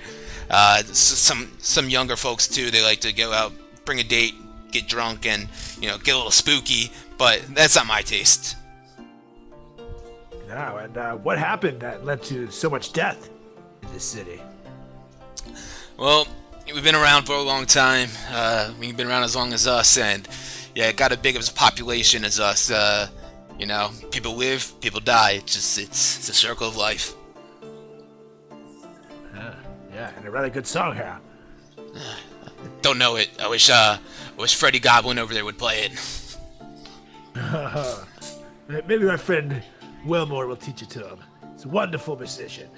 Oh, you got a friend who's a wonderful musician. Yeah, we sure do. That's the little man. Wait, where the hell did he go? And I'm looking over where I thought Wellmore was, but I don't see him anymore here. Because he's wearing his ring. Well, if you say he's a wonderful musician, you know, someone actually dropped out for the later slot tonight to play, and I've been kind of just shaken to find someone. I was gonna have Freddy Goblin play, but honestly, no one likes him. If your friend wants to play, I have a feeling he loves the spotlight here, so I have a feeling he'll be all over that. But where the hell did he go? And I'm still looking around. Chattington! I yell. So, you guys ever been to Waterdeep?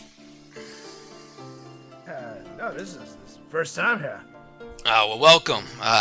Anything that you're looking to do while you're here? Well, we're looking to refuel, potentially, just scoping out the town. We're really just passing through here. Understood. Well, yeah, if you're looking to refuel, may I suggest our Quipper and Chips? Oh, where's that? It's a nice fried Quipper and a basket of chips.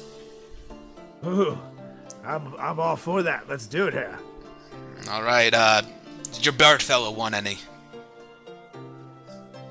Nerd? I could use some of that. All right. For the two of you, just one gold piece. I got this one here. I hand him the gold piece. All right. He turns around and I'll be right back with that. And yeah, he starts turning around. He shuffles off. He goes to start, fixing up your guys' food and some drinks for some of the other patrons. I start, while he's doing that here, I start scoping around the bar. And I do notice next to this bird guy is this cloaked person. Yeah, you do notice him. I check him out. And is he the same guy that we saw from before here? At the Roadhouse? Yeah, no, right? He is. Oh, shit. I walk up to him. I say, so, we meet again here. His eyes still darting down at the bar as previous disposition showed before. He lets out this like sigh and like you see his body just like collapse a little. You guys? Here's my question. How did you get here so fast, here? I have my ways. You see him like he rolls up his sleeve a little bit, and you see like these arcane sigils on his arm. Ooh, can I understand what it means? Like the symbols? Can I read them? You can make an Arcana check, and you can try. Alright. Ooh, a 17 here. Oh, 17. Alright. Yeah, these look like they are sigils from the Arcane Brotherhood. Huh. Like, Do I know like what the symbols. Arcane Brotherhood is? You know of the Arcane Brotherhood, but you haven't dealt with them much. They weren't around Daggerford, and you were pretty much in Daggerford most of your life. Alright, cool. So I'm gonna sit at this stool here right next to him and pull it up close. I say, so my second question would be, are you following us here? 'Cause it can't be coincidence. And here we are, yet again, friend. He, this time would, like, sit up a little bit. It's like, don't be so full of yourself that you think I'm following you. Can't it be a coincidence that, we just happen to be in the same area at the same time? It would be a coincidence if the area was like 15 feet apart, not completely across the goddamn globe here. This is not a coincidence. I'm sorry, I said Arcane Brotherhood, but I really meant Zentarum. I'm sorry. But yes, let's go on. Totally changes everything. Yeah. God. So, this is definitely not a coincidence. So, I mean, we could do this the easy way, and you could just tell me why you're following us. Or we could do this the hard way, and I can make you tell us why you're following us. Is it Yeah. Zentera? Yeah, he's a Zent. Uh, Carlos would know that from his the inscription on his tattoos. Yeah. Or Solrak would know that rather. So I'm sorry. What did you just ask him? Or what did you just say? He can tell us the easy way, he can tell us why, or why he's following us, or the hard way, I can make him tell us why he's following us. You see, I don't think you know what you're messing with. Can I? You know what you're messing with here. My fingers are on Talon. You know, I don't have a full grasp on it, but they're just showing him that I'm ready to draw. Give me an intimidation roll.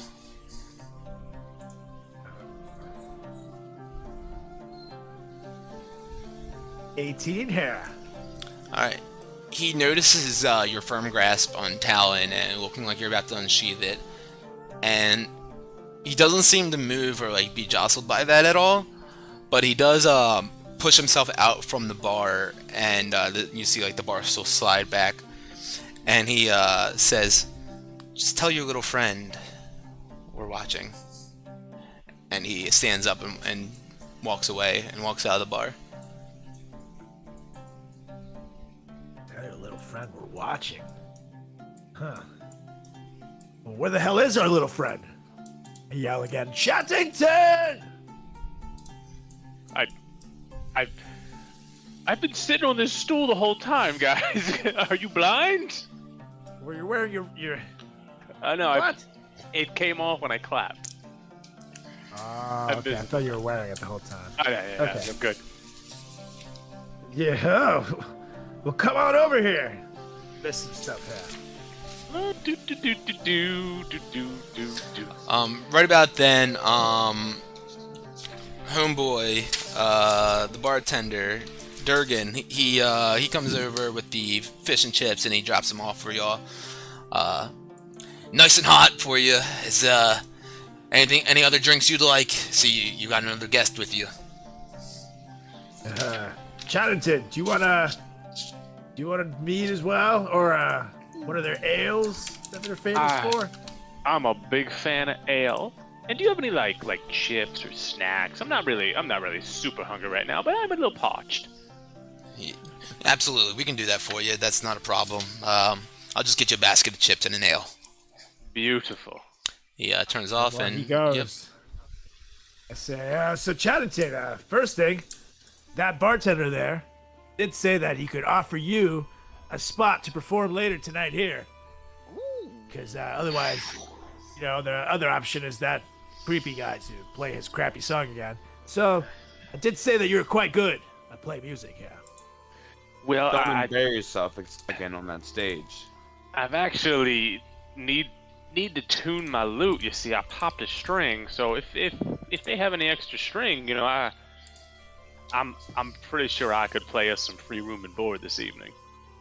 Oh, well, I do like that. And also, I did find out that those monster things that we killed, it's just because they don't know how to bury people in the cemetery or in this town, and never heard of fire either. So they just stacked all the bodies, and so now there's like a bunch of undead people that pop out from time to time. You know, I guess these things happen. And third and most importantly, we ran into a stranger that we ran into in the previous town at the roadhouse, yeah. And it's weird to me that he was able to get here so fast, and he has his ways, apparently because he's a member of the Zentera Brotherhood. But he delivered a message, and he said, "Tell your little friend that we'll be watching." Yeah. Who's our little friend? You. You would be our little friend. Who the hell else would it be? I thought they were talking penis sizes, and we all know about Solrak. Whoa, whoa, whoa! It was very cold that day when you walked in. I told you that I was in there. You knew what was happening here. Centauri. Where have I heard that before? Where have I heard that before? It wasn't Helenia or something of that was Centauri and Fendolin. They were there, and now they're here. And you're telling me they're looking for me? They were watching. I don't know. Where did he go? What does he look like? Look big. Really, yeah, what? How much of a description can I give him? I don't really Yeah, know. no, how much yeah, I saw. you saw he was wearing like a black cloak, hood like pulled tight over his eyes and his face, so you couldn't like see any distinguishing features really. Pretty like long cloak that he had on.